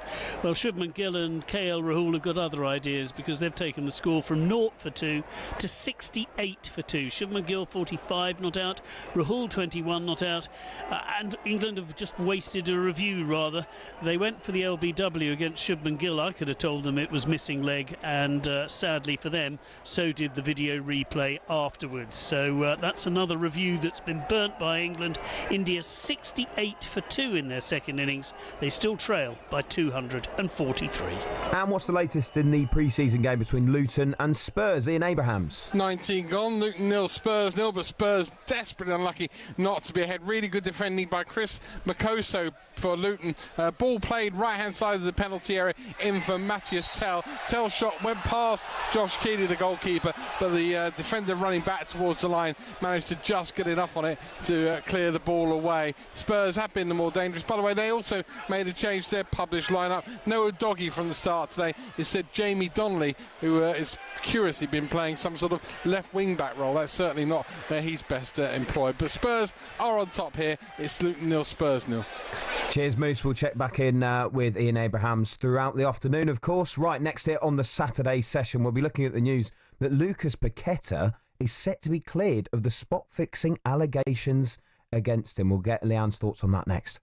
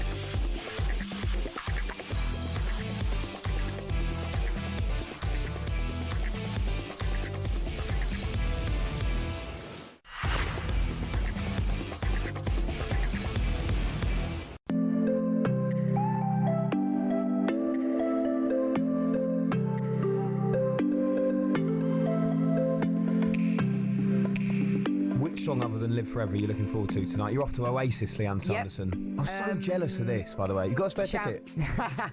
Champagne Supernova, probably. So I love that you just laughed at me then. It's like, no you chance, and everybody Clink. else have been asking me. It's like, whenever there's anything going on, my phone, I literally don't even respond to people anymore. They must think I'm like Houdini or something, could just magic these tickets to them. But yeah, I'm looking forward to it. My best mate is over from South Korea, so we're going together, and like, there's that nostalgia. It's always at the end of a wedding or anything, isn't it, where your arms around your mate and you're singing an Oasis song. Yeah. You haven't had a good night unless that happens. And I'm not one of your best mates. Yeah, cheers, Lianne. Yeah, I'll bear you in mind next time I'm at a big gig or something. No, have a great time tonight. You will indeed. This is the Saturday session on talkSPORT with me, Olly Clink, alongside former Lioness Lianne Sanderson. Quick update on the cricket. India 69 for 2 at the moment. So Gill and Rahul are just building that back up nicely after a horror start to that second innings for India. Still 0-0 between Luton and Spurs in pre-season. And if you missed it earlier, the Lions with a sensational win over the Wallabies in Melbourne to secure the series. A last-minute try from Hugo Keenan. They won that one 29-26. Lianne, let's have a quick chat about Lucas Paquetá, because we understand he's expected to learn in the coming days that he's been cleared of spot fixing. Now, this has been a story that's hung over him for 2 years or so and stood to wreck his career. He faced a lifetime ban if he was found guilty. I mean, at the time as well, Paquetá was being linked with a move to Manchester City. He was playing some fantastic football for West Ham United. It's now looking like he's going to be moving back to his hometown club of Flamengo. You know, when you look at the fact that he has now been cleared, he must look at it and think, well, that career that I could have had has now gone missing because of this shadow that was hanging over it. Yeah, and I think that will probably hang over him for a long time. And for me, I'm not really a big believer in these things being made public, because I do think, it's almost like, not defamation of character, but he's been cleared. So it's come from one extreme to another. It's like they went for a lifetime ban and now he's got nothing. It just sounds like there's no in between. Essentially, it might have been a reason why Man City didn't go down that route. It obviously was the reason, but at the same time, did Man City really need him at that moment in time? Realistically, not. I don't even... When that was being linked, I just thought, really? He's a decent player, but he's not like... I don't think he's like, City need him, but that's a whole nother story. But I do think, it is quite sad, isn't it, that it's ended in this way, that he's going to end up leaving, and West Ham potentially lost out on quite a lot of money if he was going to Manchester City. And like I said, I think these types of things are a massive dark cloud over players when they are found not guilty, but it is one extreme to another, isn't it? It's like lifetime ban or nothing. There's no in between. How much of a miss do you feel he could be for West Ham as well? Massive. I mean, let's be honest, Graham Potter's struggled since he's gone there. West Ham fans, I know they wasn't a big fan of David Moyes' style and how he played, and I get that at times, but they still won the Europa Conference League and they were better than they are now. So it's been a weird one, hasn't it, with West Ham since Graham Potter got there. No doubt Paquetá is a top player, and I think he'll be a massive miss to West Ham. And I think having that dark cloud over him that he's had for the last couple of years, that can impact you, can't it? Because, look at players like Ivan Toney, when they got suspended due to kind of the gambling stuff. And it's difficult because people automatically think of that when they think of you and they don't think about the player. But I guess in that instance, though, as well, Toney was eventually found guilty of those breaches. And it's strange, though, in this case. I mean, it's the FA that tried to punish him with this lifetime ban from football. It's taken 2 years to be resolved. Obviously these things happen, but I think it's that point you made about it being public and overshadowing him, and it definitely overshadowed his form as well. Really seemed to drop off in terms of his performances at West Ham. Do you think there should be questions asked to the FA about the way this is played out? 100%, because a lifetime ban is really extreme, isn't it? Like, where have they gone from it being lifetime to nothing? And we've seen other players that have been, allegedly done that and then they've been found guilty and those types of things. But I think, it's quite extreme. So I think there has to be questions asked because, again, Paquetá will have this over him for a really, really long time, I feel. And I do think it's been detrimental because West Ham could have made quite a lot of money from him. Yeah, it affects the club, of course, as well. We'll see how that story develops throughout the week. Moving on, though, let's now discuss this outrageous take from Rory Jennings on yesterday's Drive show. You know what I'd have no issue with, and actually encouraging my players? Cheating. I don't care. Like, I genuinely don't care. You know, in terms of like people see that the game should be played in a particular spirit, or people think that players should behave in a particular way. People get really animated when somebody dives. Yeah. I love that. Yeah. I love it. I want a Chelsea player to dive and win a penalty. I think Thierry Henry, when he handballed it to stop Ireland, he did nothing wrong. He did nothing wrong. He did absolutely nothing wrong. I would go as far with you with the rest. That he did absolutely is nothing just. Wrong. He did. Thierry Henry did everything that he should have done. Diego Maradona. Look, I'm a proud English. You're talking real cheating here. I'm talking. I thought you were talking about diving and getting a yellow card or winning a penalty. You're talking the highest level of cheating. I'm talking Diego Maradona. If I was Argentine, I would love what he did. That is just sensational, isn't it, from Rory Jennings? Always got a hot take, hasn't he? But I want to know this from a player's perspective as well, Lianne. Rory there talking about he wants to see it as a fan. He wants to see his Chelsea players, getting an advantage by diving, etc. What about if you're an actual player? Do you want to see your teammates doing that if it is giving you an advantage? Not at all. And I think, Rory is top guy, but he knows what he's doing. He says these things, doesn't he? Because he knows that people will talk about them. And that's the reality. I think for me, I'd rather lose than cheat. And that's the reality. I've been on some teams before where, and I won't name team names, but they used to practice. I used to see the academy players practicing how to dive. No way. Yep. Seriously? Yep. It's happened before when I've been at previous teams. For me, like I said, I hate losing, but I would rather lose. Where were they? Were they at the swimming pool? Were they at the training ground? No, the training ground. Yeah, I know. I was just looking, I was thinking, the academy, what? And they're like, yeah, they're teaching them how to dive. Wow. I could not get my head around it. But at the end of the day, there are dark arts of football. And I think there's a line. Atletico Madrid do it with Simeone, don't they? There's dark arts that they do. They go down. Remember when David Luiz got one of the Man United players sent off and he's looking through his eyes? There's those things. But I don't know. Cheating is not for me in any way, shape or form. Yeah, because do you know what? It's actually what Adeola Depot said there. He was like, there's wanting your team to get a bit of an advantage and maybe somehow with a bit of sleight of hand and a bit of cheating, but Henry with a handball, you can't go that far. Diego Maradona, I can't believe that. Look at Suarez against Ghana. Yeah, the handball on the line, and then they end up winning, and he runs on the pitch like that. For me, I understand some people do what you got to do to win, but that's not personally for me. Do you know what? In Uruguay, it's celebrated that moment. It's do anything to win. It's a big part of that kind of culture as well. So yeah, do you know what? For me, my favourite bit of cheating I've seen with my team, Newcastle, ever was in the League Cup final. And I don't know if you know this, but the clock was ticking down. It was really nervy, and it was in Wembley, and very fortunate to be there. But on tenterhooks, and Newcastle won a corner, and Sandro Tonali did the best thing I've ever seen. He just got down on one knee, undid his laces, and then did them back up. See, and in that moment, I don't see that as cheating, though. See, that strikes me as a bit, though, isn't it? No, I think that's dark arts. I think you have to do... That's the difference. I think there's cheating, handballing it on the line and that type of stuff, and faking penalties. That's a bit different. I know I sound like I'm contradicting myself, but there's dark arts, and then there's outright cheating. Like Maradona scoring, that goal with the hand of God. Those types of things. But no one really talks about the fact he went past every single England player, including Peter Reid, like they wasn't even there. Yeah. Do you know what I mean? Yeah. Same with Thierry Henry. That to me is cheating. Just very quickly, what's the worst thing you ever did, if you're being honest? If I ever cheated? Yeah. Oh, after you put me on the spot there. I tell you what, have a think about it. We'll come back to it after the break. I don't think I've ever cheated, Ollie. Yeah, no, you're an absolute saint, Lianne. There we go. Let's check in on the cricket at Old Trafford, England against India. Guy Swindles. 80 for 2 now, India, continuing their good work are KL Rahul on 27 and Shubman Gill, who's one away from a half century. But he's only just going to get there if he does, because on 48 he had a bit of a dart at Casa, and it was a flying effort at point from Liam Dawson, but he just couldn't quite cling on. Calling it a chance would be a bit strong. Certainly a life, though, for Gill. He's still there on 49. Rahul 27. 80 for 2, India. Still 231 behind. And Ian Abrahams is watching a pre-season game between Luton and Spurs. Approaching the half-hour mark. Luton 0, Spurs 0. But Luton have had a good chance in the last few minutes. Ball slipped into the penalty area left-hand side for Naki Wells, one of the summer signings from Bristol City. Vicario very quickly out. Wells had to take his chance in one go. Did put it past Vicario, but it just went past the far post as well. Spurs still look really comfortable without really breaking sweat, you feel here. It's Luton 0, Spurs 0. Cheers, Moose. Right next on the Saturday session, we'll be crossing to Portugal to find out how Brentford's first game under new boss Keith Andrews went. They've lost a lot of people over the summer. Brentford could be even more going as well. So we'll check in on that in just a moment, and we'll find out what the worst thing on the pitch Lianne Sanderson did.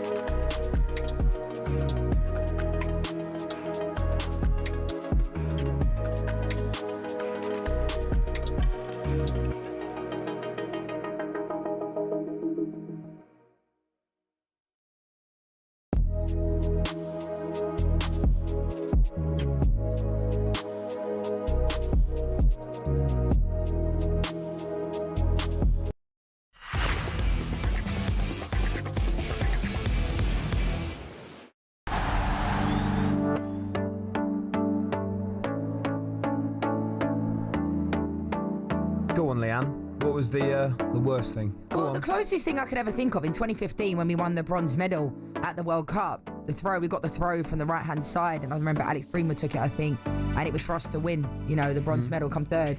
And I remember thinking, if this player gets me here, I'm going down. And she did. Similar to the Beth Mead situation the other day, like, it was kind of clever. So there was contact? There was contact. It wasn't like I dived or anything, and I just was quite clever because I knew I was holding it up. If she got me, I was like, I'm going down, and went down. Farrell Williams stepped up, won the bronze medal, rest is history. Yeah. But honestly, like, I hate cheating. Like, any game, anything. Like, I'm competitive. But like I said, like, when I played in other countries, like, we'd do fitness and they wouldn't go all the way to the line. And it would really annoy me. It would really annoy me. Because I'm like, just go to the line. Like, even if you come third or fourth, like, I just have that mentality. You're a goody two-shoes, Lianne. I am. That's what it is. I am. Man United could do with some cheating. Let's be honest. This is the Saturday session on talkSPORT with me, Olly Clink, alongside former Lioness and absolute saint Lianne Sanderson. Quick update on the cricket, by the way. Old Trafford, India 82 for 2 now, going on quite nicely there in their second innings. Earlier, by the way, Liverpool lost 4-2 against AC Milan over in Hong Kong. Not going to win the league then, are they? Yeah, it's finished it. It's finished it there. And Boss Ollie Slot said Luis Diaz wasn't involved due to the transfer speculation surrounding him. We're going to chat about that a bit later on, but there have been subject to bids from Bayern Munich for the services of Luis Diaz. We'll talk about that a bit later on. And if you missed it earlier on talkSPORT, what a magnificent series win for the Lions. They won in Melbourne against the Wallabies with a last-minute try from Hugo Keenan. It was truly spectacular. Right, by the way, Coldplay are back at Wembley this summer, and we've got a huge VIP prize up for grabs for one lucky listener. We're giving you the chance to win 6 tickets in a private box for you and your mates on August the 22nd with full hospitality. Plus, we're chucking in 10 grand spending money, completely tax-free. Here's how to enter: 18 plus, UK excluding Northern Ireland. For a chance to win, text the word WIN to 83338 by 4th of August, 11 p.m, and you're in the draw. Text costs £2 plus 1 standard network rate message. You must have the bill payer's permission, or post your name and number to Coldplay Prize Draw, PO Box 3190, Colchester, CO2 8GP, to arrive by 5 p.m. on the 7th of August. This is a talkSPORT limited promotion run on talkSPORT, Talk and Virgin Radio UK stations. Full T's and C's at talksport.com. Good luck. Just don't go on the kiss cam. That was nuts, wasn't it? Oh, absolutely that went crazy. Completely viral. I did feel for his family and stuff, though, and their families. I did. Yeah, it's mad,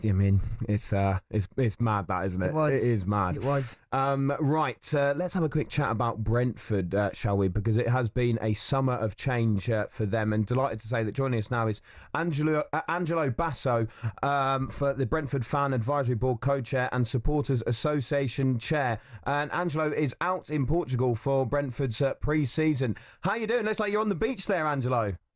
I am on the beach. I'm in Porto. It's very hot and sunny. It's very nice. Is it looking sunny for Brentford, though, when you look at the summer that they've had? Obviously, they've lost Thomas Frank and his backroom staff. They've lost Mbermo, might lose Wisser. They've lost their captain, Christian Norgard. But is it as bad as everyone is making out? How worried are you about the situation? It's not as bad as people are making out, and I'm not at all worried.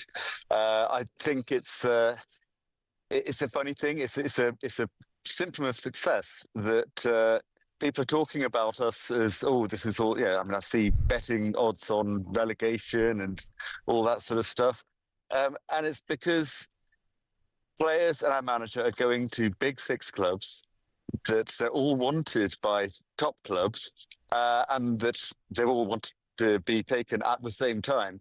But yeah, Thomas Frank's been manager for 7 years.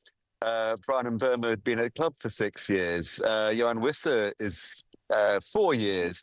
Christian Norgard, 6 years. These are players, obviously key players, who've been there since we were a mid-table championship club, and who have seen us rise through. Go back to 2021 and people going, Brentford bound to get relegated, have got a total of 1 hour of Premier League experience between them, no chance. And now we're saying, what are we going to do with these guys who for 4 years were that bunch of guys with no experience in the Premier League? This is not our first rodeo. 2019, beginning of Thomas Frank's first season, we had a huge squad turnover. People were saying, how are they going to score goals now they've sold Neil Maupay? We sold Neil Maupay and we bought Norgard. We bought Mbermo.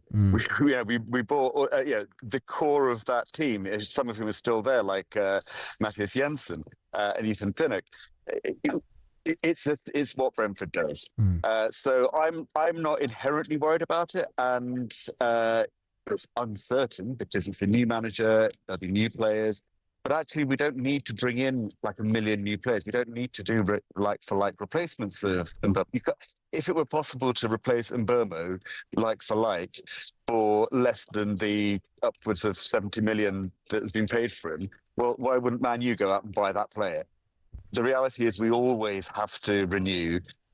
We've got the guys already in the door in some cases, like Thiago, who's our records signing, bought last summer, looked fantastic yesterday, just needs to keep fit because we plan in advance for these things, and I don't see any change in that.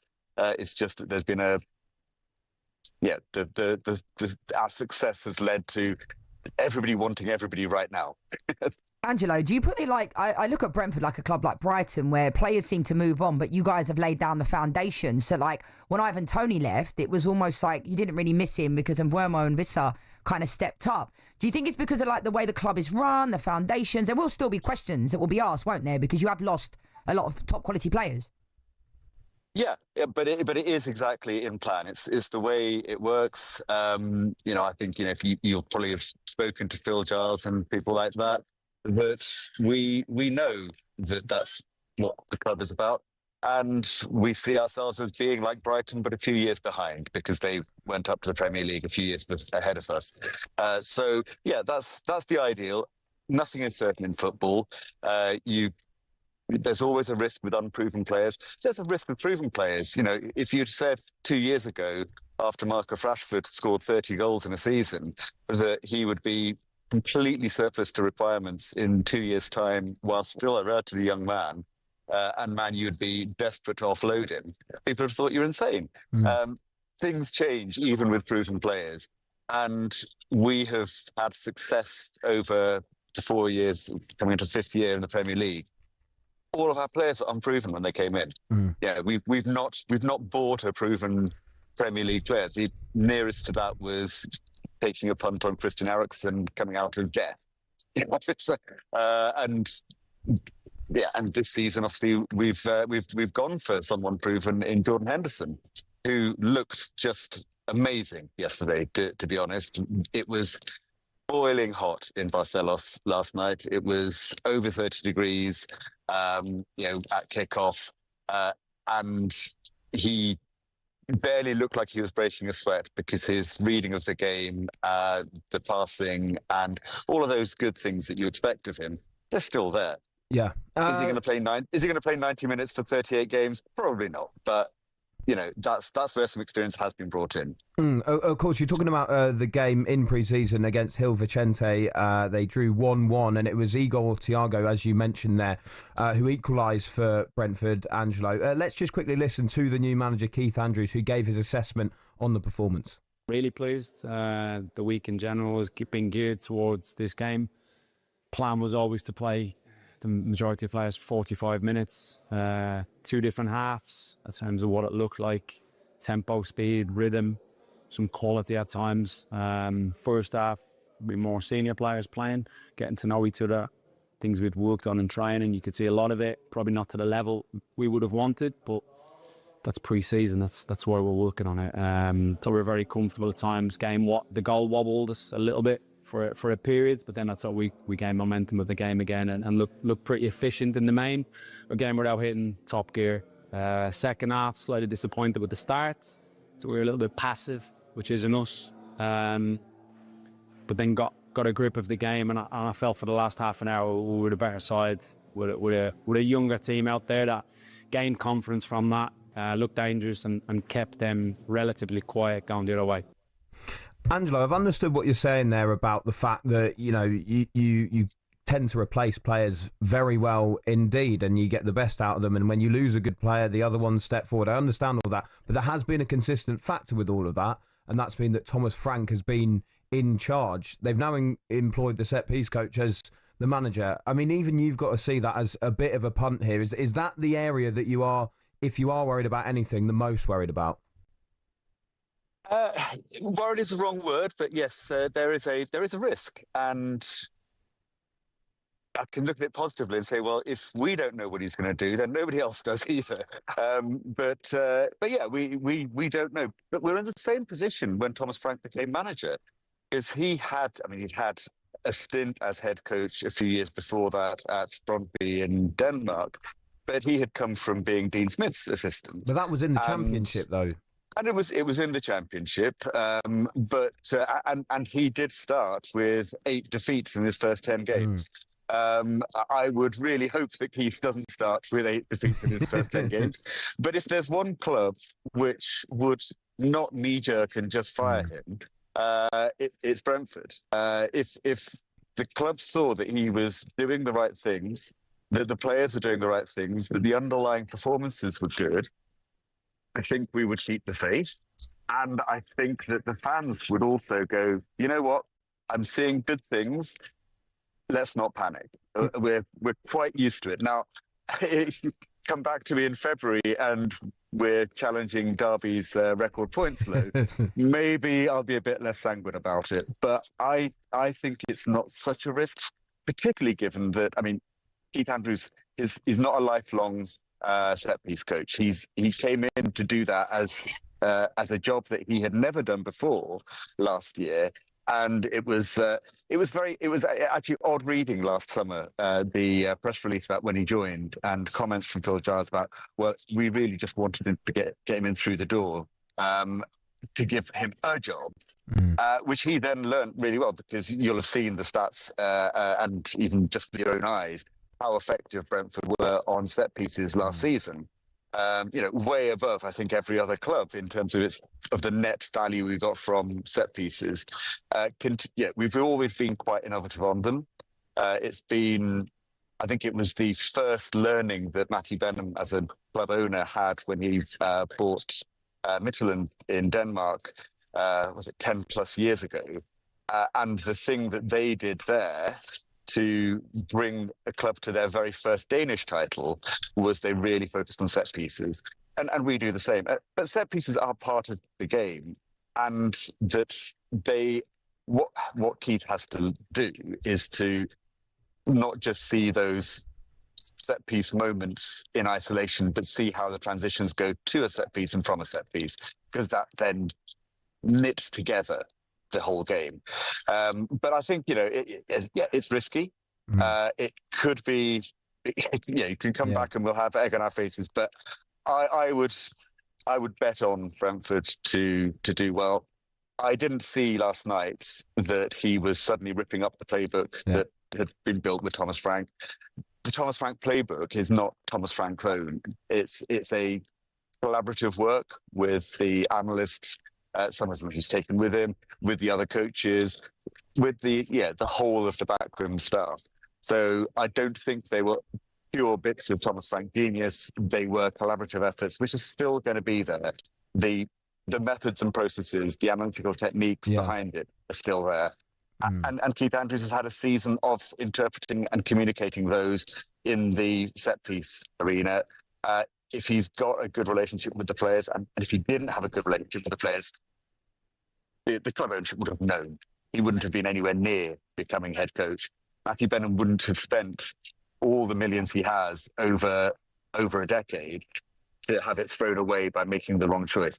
He made a wrong choice of manager back in 2015, and he rectified that super quickly, and he knew it was the wrong choice very early on from the reports, because the intensity and style of training was wrong. And all the reports I'm hearing back are that we've got really good intensity in training.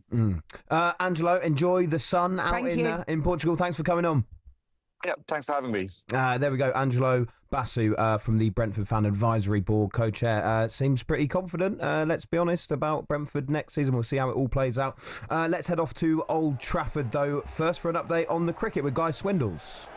Well, it was England's morning, but it's been India's afternoon. England reached 669 in their first innings. Ben Stokes becoming only the fourth man for England to take 5 wickets in an innings and score 100. He finished out with 141 in that total. England then took 2 quick wickets just before lunch as well to leave India 1 for 2 at the break. But at tea, they are 86 for 2. Shubman Gill completed his 50 in the final over before tea.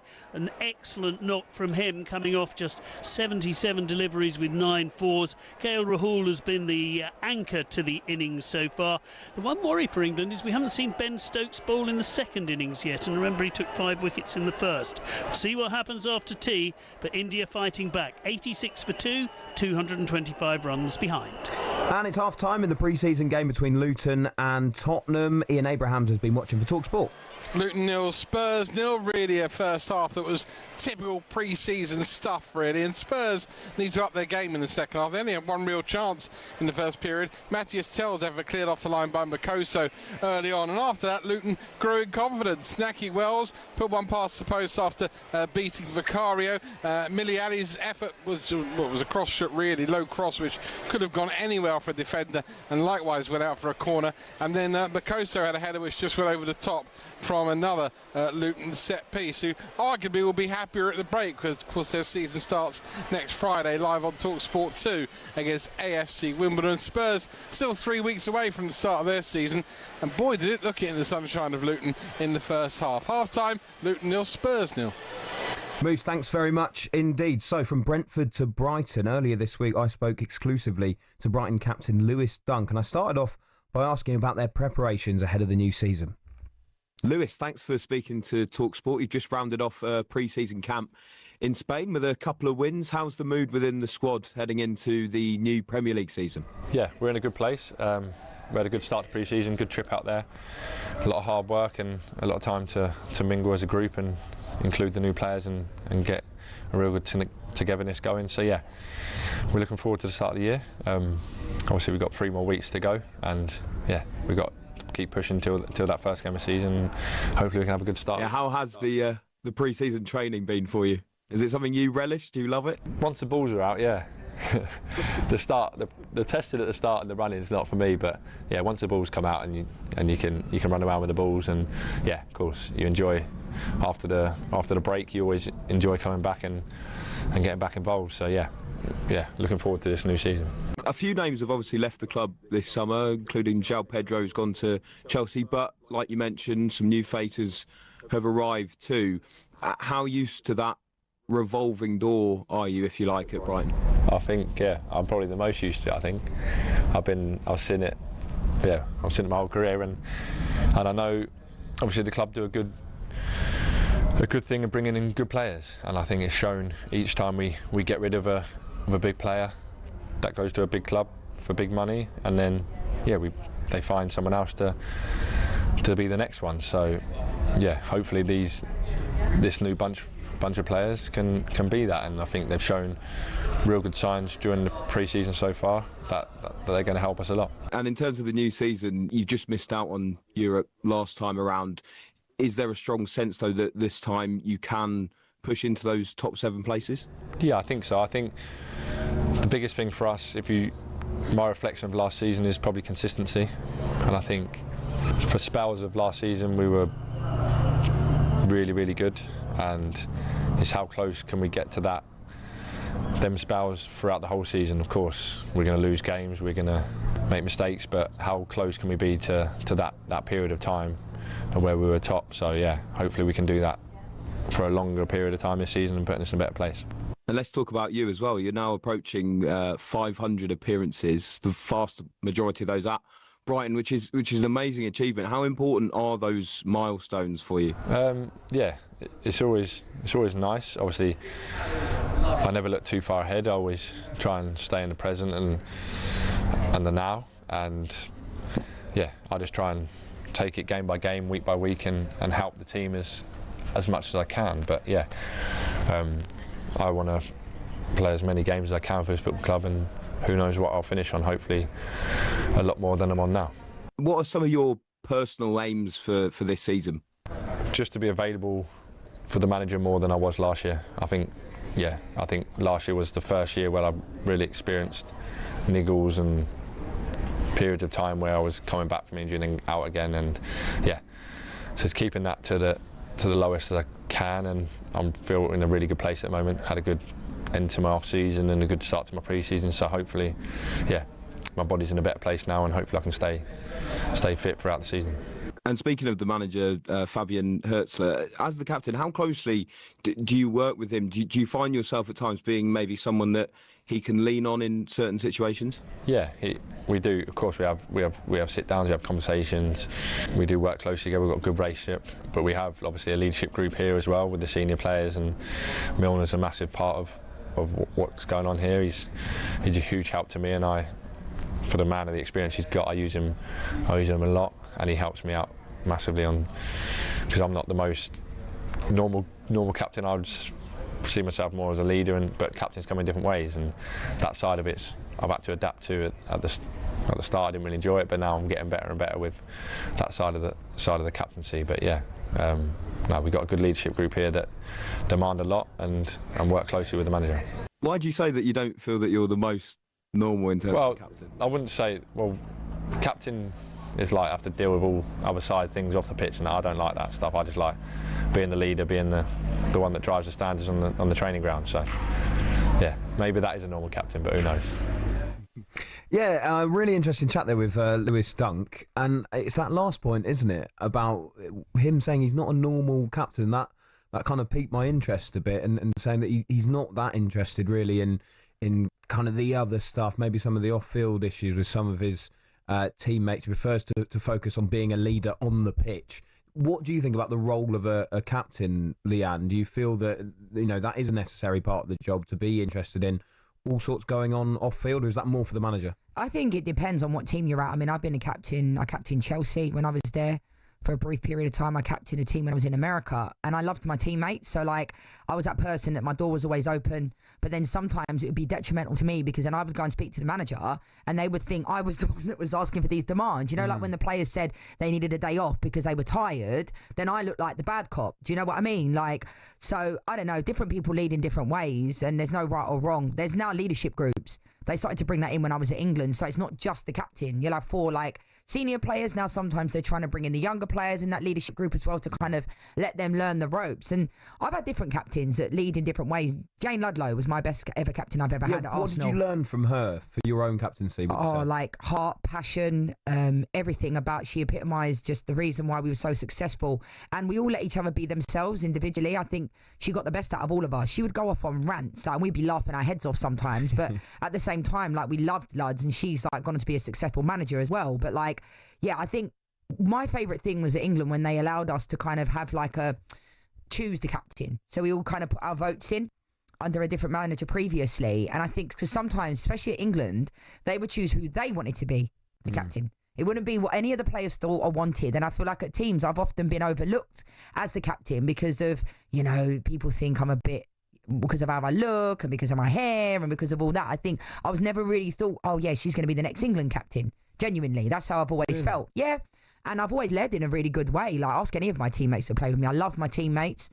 I always led by example. I always still feel like I was consistent as a player, but I think at times I was often overlooked when it comes to captaincy. And it depends, different managers want different things. So, but I think one of the best things, like I said, that happened was that at England, they let us choose, like, and whoever got the most votes, then it went down to the final two, because it is about what the players want, you know. And I think sometimes captains are being given the role by the manager back in the day based on being like the teacher's pet. Yeah. So they would be chosen to be the captain. So I think times have changed now. There's leadership groups, and, you know, to be fair to Lewis Dunk, like, if he wants to lead and his football do the talking, that's the reality. Like, some captains do that. Yeah, and lead by example. Yeah. And that's the key part of it. Yeah, very interesting stuff there. And that role of a captain, also how it's kind of developed. I've only ever been a captain once, Lianne. Do you want to know how it went? Go on. I was captain of Bosham under-12s. So last year then. I wish. We lost every game of the season. That's actually true. Best result was a 3-1 loss to 10 men. Aww. And that was the end of my football career, sadly. Anyway, it's and all now about, you're here. yeah, exactly. It's more about you, let's be honest. You've actually lived the dream. Right, in just a moment, we're going to review Liverpool's 4-2 defeat in pre-season against AC Milan today. Are they the big force we've been talking about? It's only pre-season.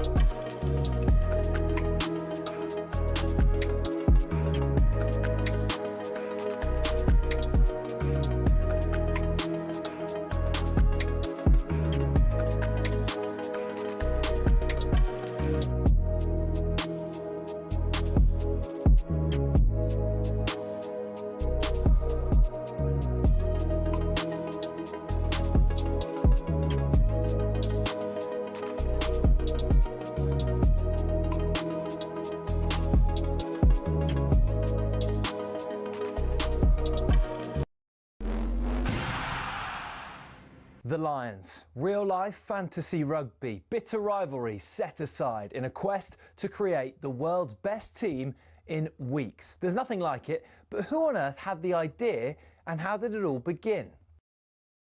Incredibly, the first Lions tour was organised and funded by three men who played in England's first ever Test cricket match. Opening bowler Alfred Shaw, opening batsman Arthur Shrewsbury and captain James Lillywhite. The 1888 Lions squad then, made up of 17 English, 4 Scots and 1 Welshman and a Northern Irishman, took a 46-day boat trip to New Zealand before heading to Australia. The Lions weren't alone on the boat. Also on board were 300 stoats and weasels, who were brought over to eliminate New Zealand's rabbit problem.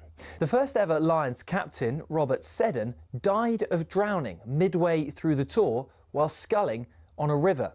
Andrew Stoddart, who was another of the cricketers there, took over and was the star of the tour. The next one was the first to get official recognition from the RFU against the newly formed Springboks. Although the Lions won the series and beat the Boks again 5 years later, in the 12 series since in South Africa, they've only won 2. New Zealand has proved an even tougher hunting ground, just the 1 series win for the Lions in 11 attempts, which came in 1971.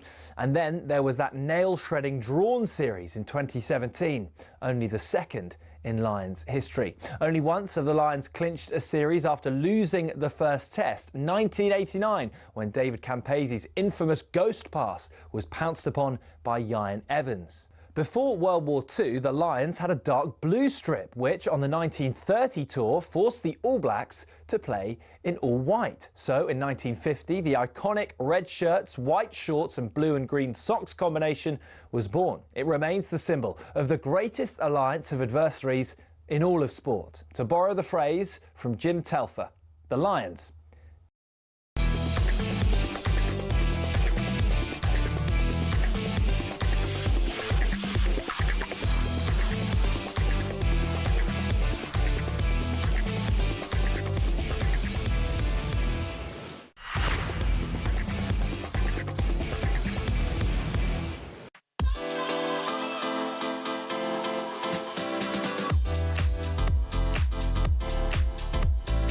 Afternoon, this is the Saturday session on talkSPORT with me, Olly Clink. I'm alongside the former Lionesses forward, Lianne Sanderson. She's off to Oasis tonight. She's got the biggest grin on her face. Earlier on talkSPORT, you heard the British and Irish Lions win the series against the Wallabies in the most dramatic of fashions. Hugo Keenan scoring a last-minute try as they won the second test, 29-26. Russell steps up, strikes it right-footed. It goes wide of the left-hand post. It doesn't matter. The British and Irish Lions have won their first series in 12 years. They are 2-0 up with 1 to play, thanks to a 29-26 victory in the MCG. The Lions, they're taking an unassailable 2-0 lead in the series, and they win a tour for the first time since 2013. It was electric live on talkSPORT. Elsewhere, what's the latest in the cricket? Guy Swindles. Players have just come out for after tea, and England, after a wicketless second session, will be looking to put things right in the third and final session of the day. India resume on 86 for 2, Gill 52 not out, Rahul 30 not out, as they still trail England by 225. Over on talkSPORT 2, Huddersfield Giants are leading 18-4 at Hull FC in Super League, while the second half between Luton and Spurs in pre-season has just kicked off. Ian Abrahams. Yeah, 3 minutes into the second half, still Luton 0, Spurs 0. Luton had some good chances in the first half. Spurs arguably the best with Tell's effort off the line, but really under-impressed during the first period. They'll need to step it up in the second. 3 gone in the second half. It's still Spurs 0, Luton 0. Plenty going on then. You know this is the place to be, the Saturday session on talkSPORT. By the way, the World Match Play Darts continues at the Winter Gardens tonight in Blackpool. It's reached the semi-final stage. It's hotting up. James Wade takes on Johnny Clayton, and it's Luke Littler, Luke the Nuke, against Josh Rock, who had a sensational win yesterday. We'll have reports here on talkSPORT, but there will be live commentary on both talkSPORT 2 and the talkSPORT Darts YouTube channel from 8 o'clock. So if you need your darts fix, get involved with that. It has been a fantastic tournament so far. Right, Liverpool, Lianne, have been in pre-season action today. They lost 4-2 to AC Milan. I thought they were meant to be winning the league. What's going on? They just need Isak, don't they? There we go. They need to outscore every team, don't they? Lewis Steele, the Daily Mail Merseyside football reporter, was watching, and he joins us now. Lewis, how you doing? Hi, Lewis. Hi guys, how's it going? Yeah, I'm good. Luckily there's aircon in the stadium, so the 32 degrees heat hasn't affected me too much, but Look like you're about to give the press conference.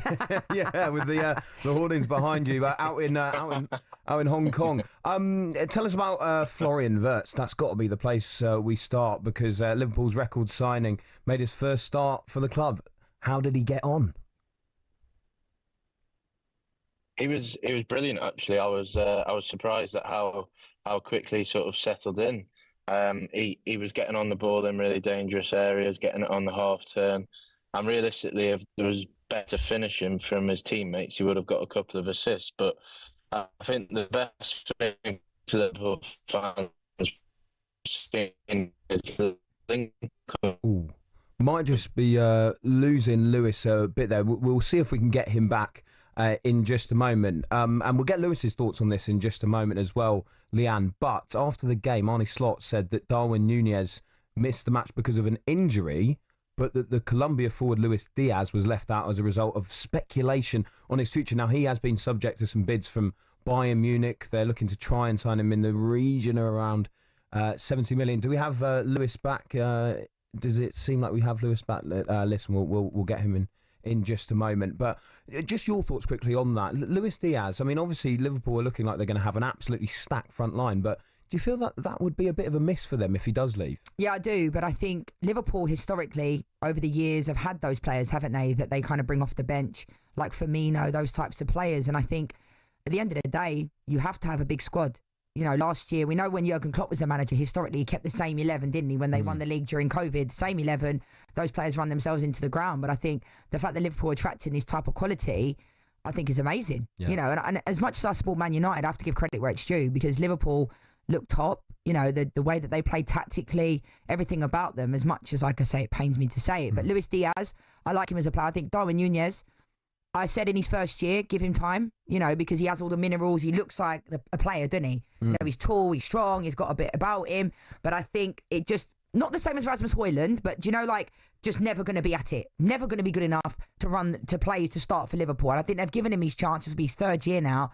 So I think that is time. Yeah, I think we have Lewis Steele back, the Daily Mail's Merseyside football reporter. Lewis, we were just talking about that situation with Darwin Núñez, Arne Slot saying missing the match because of injury, but Luis Diaz missing it because of the speculation on his future. Can we read into that, do you think, that Luis Diaz will be on his way?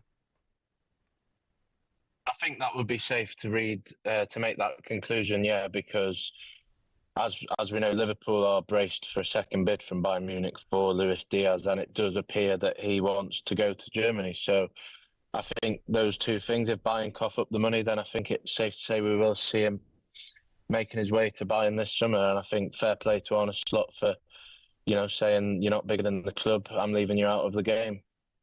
Lewis, I wanted to ask you about another player, Harvey Elliott.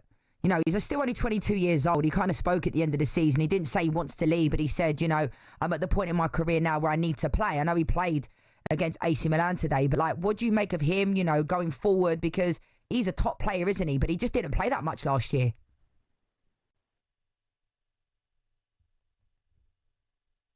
It's such a great question. That's what he thought. He's stunned. He's stunned by your question there. What do you think about Harvey Elliott? I think he needs to move. I really do think he needs to move. What a brilliant summer as well. I mean, player of the tournament and won the Euros with the England under-21s as well.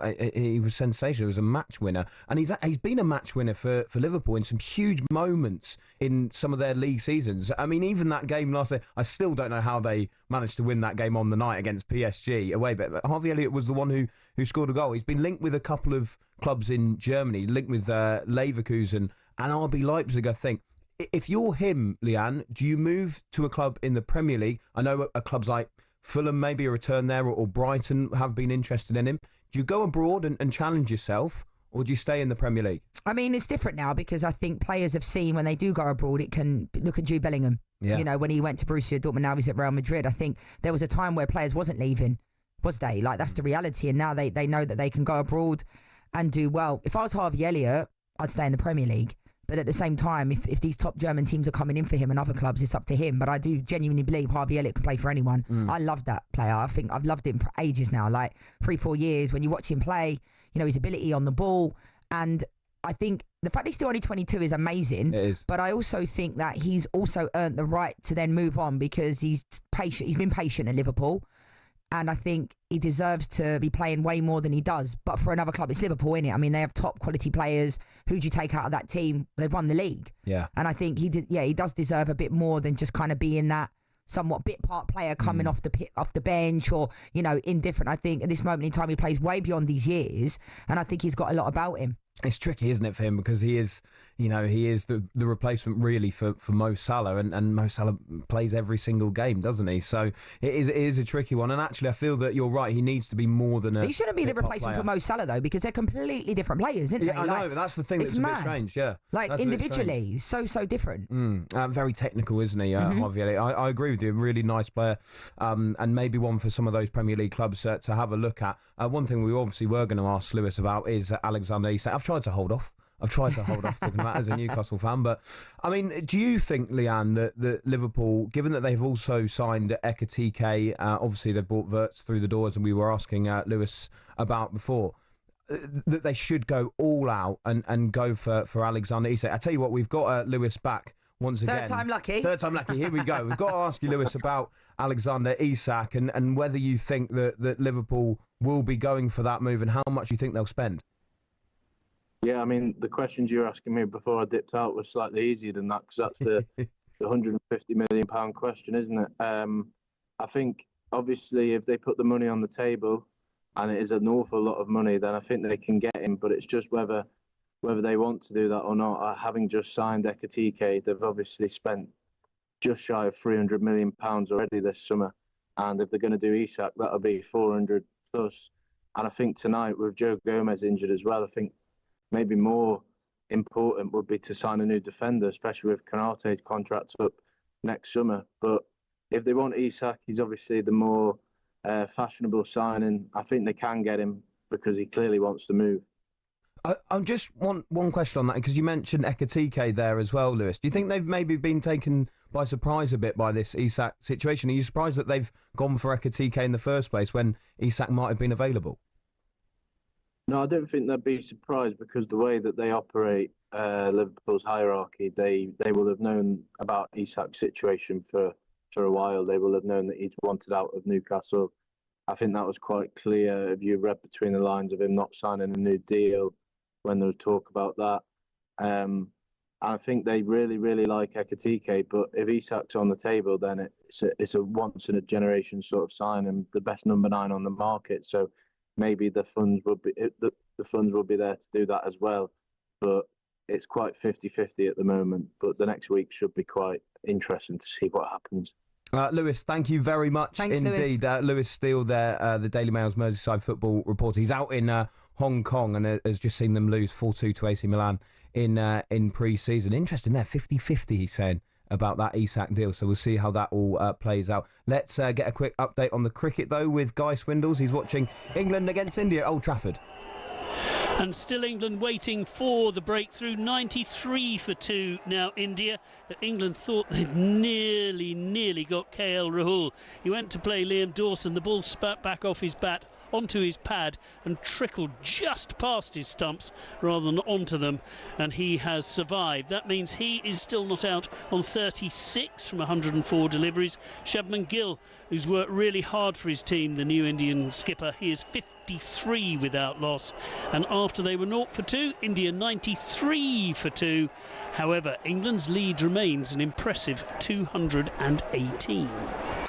Guy, thanks very much indeed. And they're into the second half in the pre-season game between Luton and Spurs. Ian Abrahams. 12 gone in the second period. Still Luton 0, Spurs 0, but Luton much the more likely to open the scoring. And certainly Nahki Wells is up on his game this afternoon. One shot blocked by Kinski, who came on at half-time in the Spurs goal. He's also another effort turned away by Mickey van der Ven. As for going forward, not really seen much of Spurs. Kudus quiet, Mikey Moore quiet, Tell quiet. And I know Luton are 5 days away from their season opener live on talkSPORT 2 with AFC Wimbledon. Spurs 3 weeks away, but really been an underwhelming performance so far by Thomas Frank's side. Nearly an hour gone, Luton 0, Spurs 0.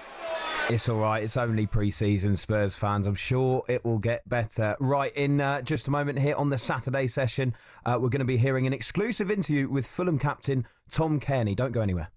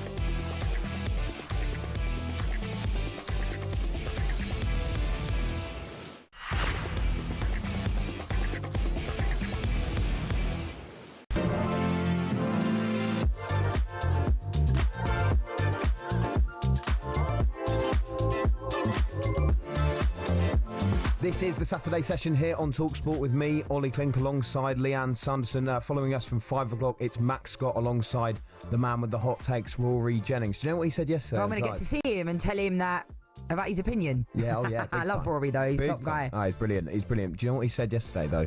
He said that Haaland wouldn't make it in the Premier League.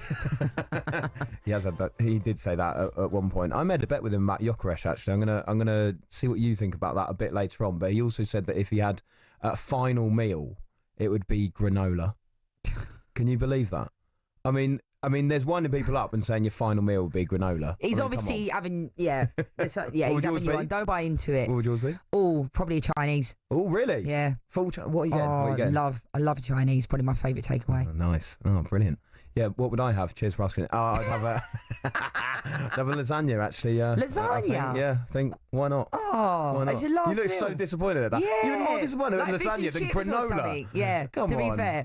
It's Rory, so I expect it. Yeah, fair enough. Right, let's check in on the cricket score. India still 94 for 2 at the moment, so recovering quite nicely in their second innings. They definitely had the better of the afternoon. Still 0-0 in that game between Luton and Spurs. And just to remind you, earlier on today, live on talkSPORT, the Lions with a dramatic last-minute win against Australia to win this series. They won 29-26, last-minute try from Hugo Keenan, and it was electric here on talkSPORT. By the way, all this week, talkSPORT's been asking, what is the nation's second sport? If you want to join the discussion, just head to the dugout at talksport.com/dugout or via the talkSPORT app. It's been the talk of the office, with some talkSPORT names throwing their weight behind their favourite sports. Hi, I'm John Jackson, talkSPORT's F1 reporter, and it's quite clear that F1 is the second favourite sport in the country. For a lot of people, it's their favourite sport. Let's take a look at stats, right? What's Wimbledon got? Strawberries, a few celebrities dotted around. 500,000 people went to watch the British Grand Prix at Silverstone this year. It means it's the most well-attended sporting event in the United Kingdom. So for me, that's an instant win. Take a look at other sports it's against. Cricket, yeah? Oh, actually, no beef with cricket, to be fair. Rugby, blokes in jeans, brown shoes, whatever, get out of town. We've got Sir Lewis Hamilton, right? And 9 other British world champions in Formula 1. What have you got? Sir Clive Woodward. What has he ever won? Hey? No, they won't remember that. Anyway, we've got Max Verstappen, the world champion, who not only wins Grand Prix and wins world championships, he goes sim racing, so he races against the fans. What a man of the people. And how many rugby players have got their own Monster Energy drink like Lando Norris? It's an obvious choice. It's F1. Yeah, Clive Woodward only won the World Cup there, John, so cheers for that. It's a great debate, though, isn't it? It is a good debate. Head to the dugout on the talkSPORT app or via the website on talksport.com/dugout to sign up and join the discussion. There's some fun prizes given away every month as well. If you join now, you'll automatically be put into the next draw. Over 18s only. Terms and conditions apply. You've got until 9 a.m. on Monday morning. So get voting. Did John sway you at all there, Lianne? What's your second favourite sport? What are you going to punt for? What are you going to pitch? To watch or to play? I would say to watch. I like tennis. Oh, okay. I like watching tennis, but I think rugby, I would say, I don't know, I think that's probably our second sport, isn't it? I do feel, though, whenever teams that are not football related get to finals, it's like no one really cares as much, and that bothers me a little bit.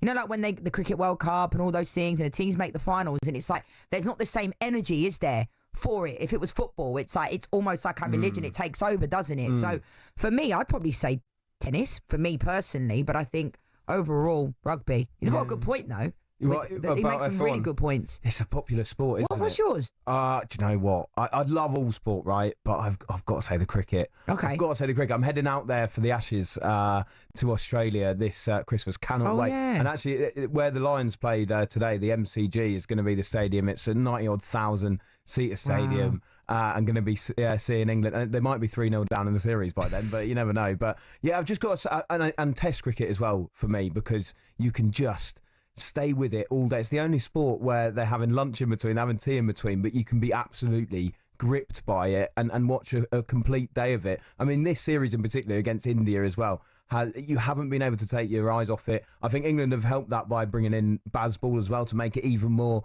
exciting. So it is cricket. People probably say paddle now, won't they? Like literally everyone plays paddle. What were you going to say as the play? Because you said to watch it be rugby, but what about the one to play? Would that be? I like tennis. Yeah, probably tennis. Yeah, it's got to be paddle though at the moment. Yeah, I know. It's taking over Joe the world. loves a bit of paddle. Or Rory Jennings. Oh, everybody. Yeah, everybody. Yeah. Simon Jordan beat Gabby O'Connell and Darren Bentley. When we were at the World Cup in Qatar, I kept getting invited by the guys to come and play, and I was like, I'm not mugging myself off. They're like, no, anyone can play, and I'm decent, but you know when you just think, nah, I'm not feeling it. But I'm in that boat as well, Lianne, I've got to say. Right now, earlier this week, talkSPORT reporter Harry Durham, he's a big Fulham fan, and he spoke to their captain, Tom Cairney, and started off by discussing his new contract at the club. The year extension. We always look at the next step. I mean, we've got the football club. How does it feel?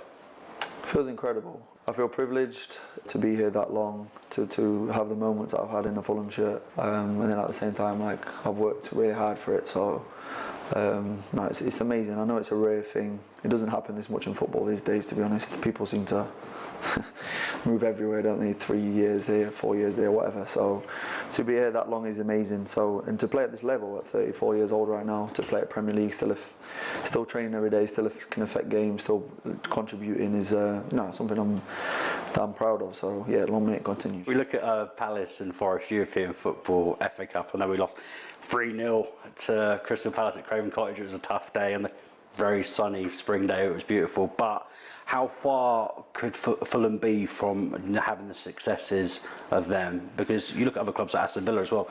We beat them in a playoff final, and then all of a sudden now, I know it's probably investment, but Aston Villa are now getting Champions League football and into Europa League, X, Y, and Z. We could have that shortly. I think you can. Yeah, you can. You always look at the next step. I mean, we got the records points tally last season, and then you always want more and more and more. I feel like for Fulham, for me, I think a cup final would be a dream. I mean, we had the semi-final of the Carabao Cup. We lost one goal by an amazing Liverpool team, which was we felt sorry for ourselves for a few weeks, and then we had the FA Cup quarter final that, to be honest, we didn't perform well in on the day. We can't ask much more as a home tie to get to a semi-final. So I feel like they are the next steps, but I feel like we have to keep our feet on the ground. This is our only fourth season out of the Championship, you need to remember, and we need a good start. I feel like once you have a good start and you have a good base, you're in a good position, then you can start to build. But yeah, I see as a fact, from a fan point of view, you look at Palace, you look at Villa, and you say, why can't that be us? Well, they didn't know reason, but we've got a lot of work to do in between.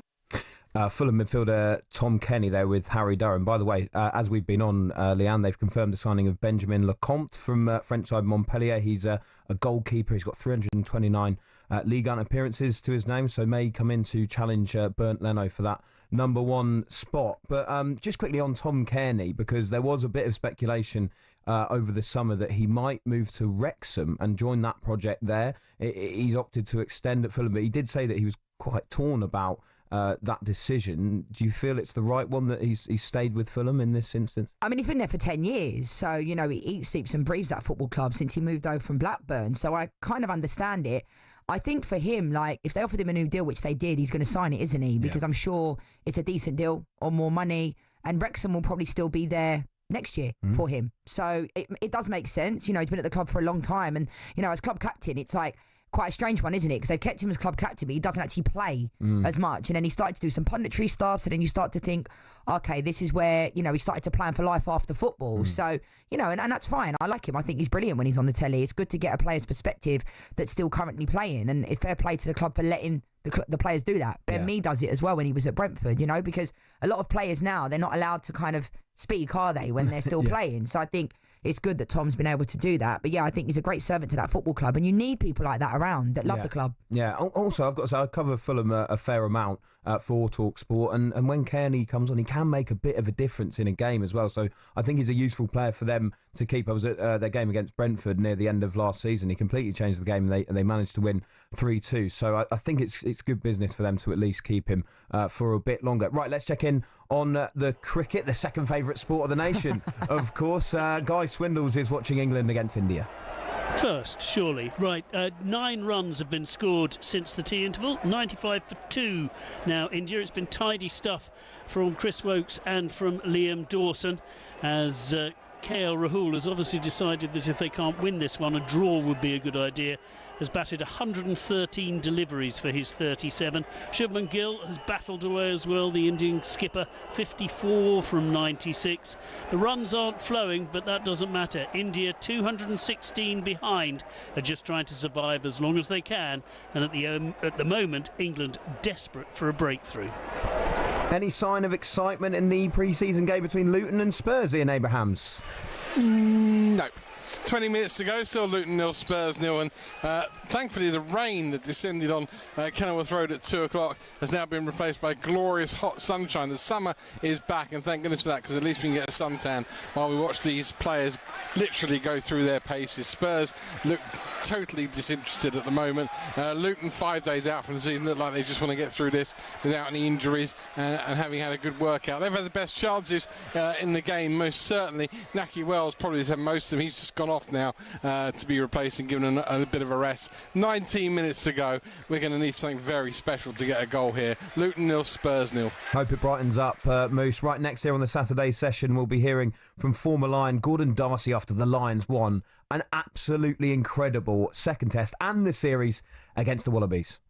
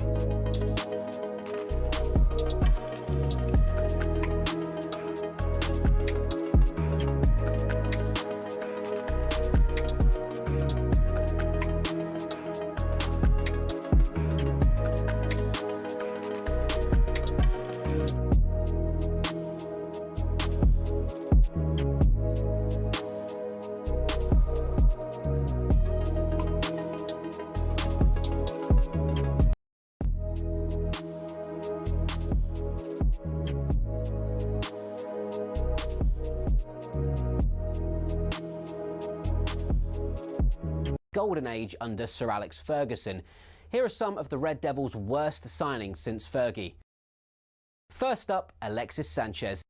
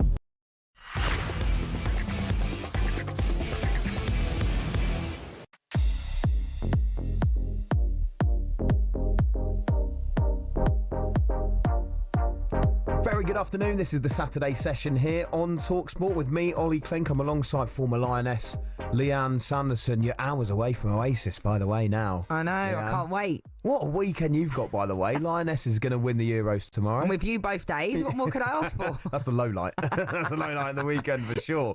A quick update on the cricket score. It's 97-2 now, India, but they still trail by 214. England posting a huge total in their first innings. They got off to a great start this morning with the ball as well, England, but at the moment, India doing well to shore things up. It's still 0-0, by the way, in the game between Luton and Spurs. Poor old Ian Abrahams is keeping us across that one. And a bit earlier on, the Lions with a sensational 29-26 win. It was absolutely incredible. Hugo Keenan with a last-minute try. It was live on talkSPORT as well. We're going to reflect on that in just a moment. First, though, a few transfer stories I want to ask you about. I mentioned a bit earlier that Rory Jennings and Rory's coming up, by the way, from 5 o'clock with Max Scott.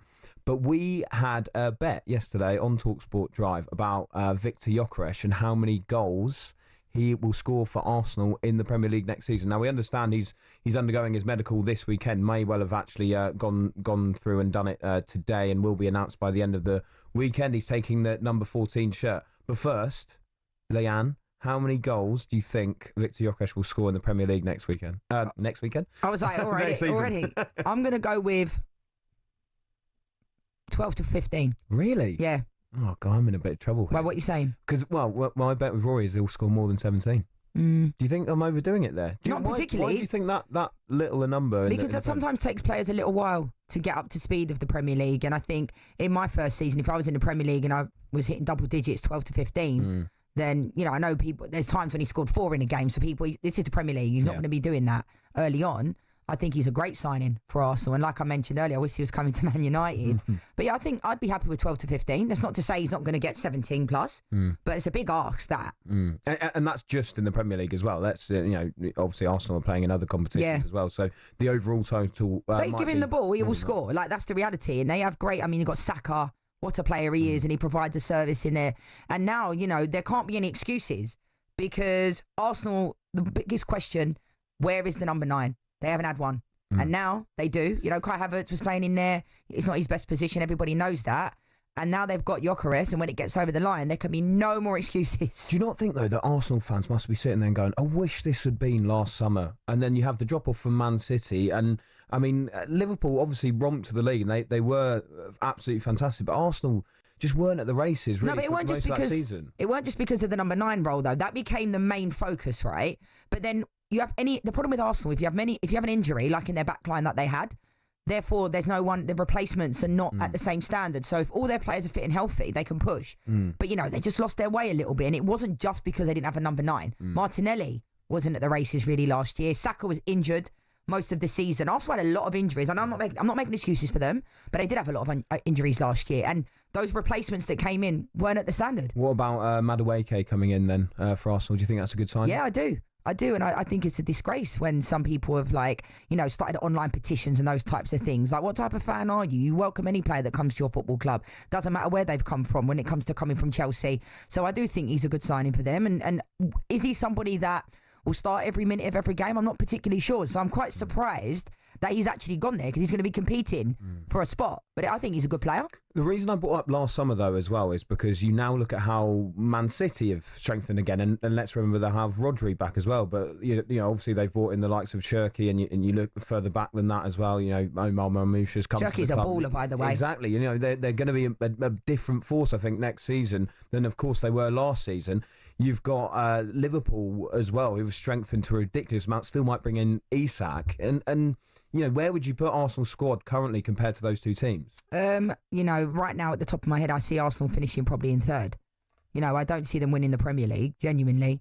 But we'll have to wait and see. Gyökeres coming in, that might be yet to be determined, So I think that's a massive signing for them. And even though I'm a Man United fan, I always want Arsenal to do well. They're good to me. They're a good football club. I was proud to be part of that football club. So, but again, if they go for another trophyless season, then you're going to have to start asking questions. Yeah. Declan Rice is, for me, one of the best players in the world. I love Declan. I think he's a top person, top player. And I think every club would love a Declan Rice. Consistent. He's got everything in it. So I think Arsenal are in a good spot. But this whole nearly club, you know, nearly won. Nearly stands for nothing. You've got to win. Absolutely. We'll do some more transfer stories in just a moment. But first, we have to reflect on the Lions. What an incredible win it was earlier on talkSPORT against Australia. They won 29-26 thanks to a last-minute try from Hugo Keenan. It was absolutely electric in front of a crowd of more than 90,000. To look back on that now, I'm delighted to welcome in former British and Irish Lion inside centre Gordon Darcy. Gordon, how about that as a way to win the series? Yeah, it doesn't get too much more exciting than that. Pretty much the game had everything, didn't it? Right from the kickoff, Australia showed up. Will Skelton, Valentini, all just brought incredible energy to it, and Australia showed what they're capable of. And you know, to the last minute or two, it looked like it was going to be an Australian win. Did you think then at 23-5 at half time that the Lions were gone, that this game had escaped them, and we were heading into potential series decider next week? Do you know, with Australia, they started so quickly, and I just remember thinking at about 25 minutes I was just wondering, I asked the kind of question to myself, how long can they keep this going? And in truth, they were really bailing water from half time. They hadn't done enough of a lead. They hadn't got enough of a lead. Every time the Lions got into the 22, they looked like coming away with points, and they looked like they could score pretty much at any time. So I knew it was going to come down to the wire, but I didn't think it was going to come down to that close. Gordon, we spoke to Maka earlier. He did the comms on the game, and he was so excited. He even had a beer in his hand. He was at the players' hotel. Can you just sum up how monumental this type of moment is? Yeah, what's rare is wonderful, and I don't think we should ever get you look at the Andy Farrell, the selection of the teams, everything like that. There was so much scrutiny put on that. Andy Farrell picked a team to win this series, and they just did that today. So for those players, you can see what it means to them. They're one of a very, very small group of people that have won a Lions series. You know, it was everything tipping into the nostalgia, getting Martin Johnson to present the jerseys. They really leaned into the history and I suppose everything about what the Lions is and doing it for your mates. And yeah, they looked very much like a happy group of blokes, and I'm pretty sure they're going to celebrate tonight. Oh, they absolutely will. I think Macca's leading the charge with that. I mean, how important do you think it is now, though, Gordon? Because it is so rare to do this for a Lions team, to go on and complete that series whitewash. How motivated will these players be to do that? I don't know. I'd say he's definitely going to lean into the squad now. I'd say there will be a lot of players will get a run next week to try and freshen that up. It's very hard when you talk about that emotional energy and that to try and get that bucket back full for next week. You don't have the same challenge. A big part of that would be where are Australia in this? You know, what do they show up next week? What's the motivation for them? So, you know, it's probably going to be quite a good match next week. But you know, when there's nothing at stake, it's going to be a hard one to get up for. For the Lions, they're just going to want it. They're going to want to play. A couple of players will probably want to put themselves about. But yeah, I think, you know, what's the team talk about next week? Where's the motivation come from? It's going to be a hard one for them. So I'd say they're going to, and there's going to be a few sore bodies from this week as well. And maybe some sore heads, you can imagine. Let's hear from the head coach, Andy Farrell, who was speaking after today's incredible win about what it means to be a British and Irish Lion. This is a dream for everyone in that dressing room. I said it before, they've dreamt of being a British and Irish Lion all of their life. To get to a point now where Hugo Keenan scores a try in the last minute to win a series in Australia. If you're a child watching that back home, do you want to be a British and Irish Lion? 100%. And that's the dream, and that's the fairy tale that these lads have wished for since it was this high. Yeah, clearly Andy Farrell absolutely delighted.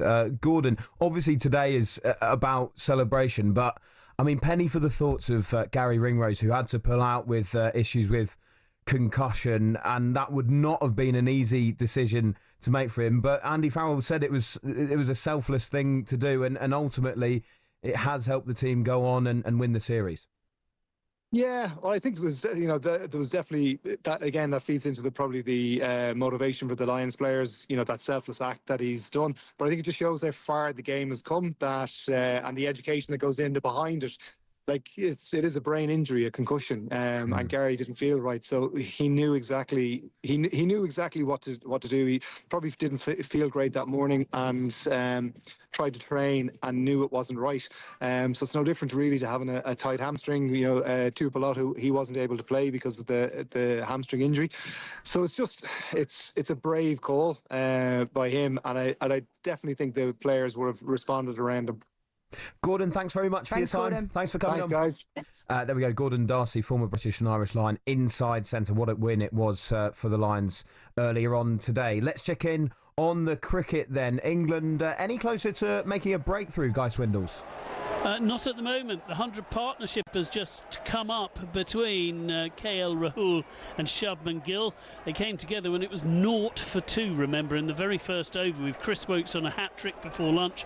And it looks as if England were going to race to a pretty easy victory. But these two cricketers have decided, no, that's not the way it's going to be, to huge applause from the Indian fans, of which there are a lot in Manchester.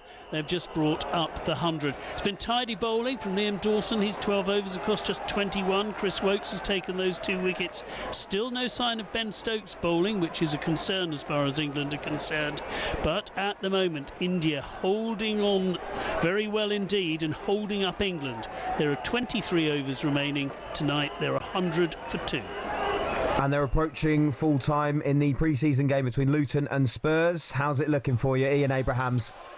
3 minutes plus added time to go. Still Luton 0, Spurs 0. I think this is how it's going to stay. Spurs have taken off all their senior players and put on a bunch of kids to finish the game against the Luton side, who've tried manfully actually to break them down, especially in the second half, but just not maybe come up with that one real quality moment. We've got 3 minutes to go. Just over 10,000 here at the Kenny this afternoon. Luton 0, Spurs 0.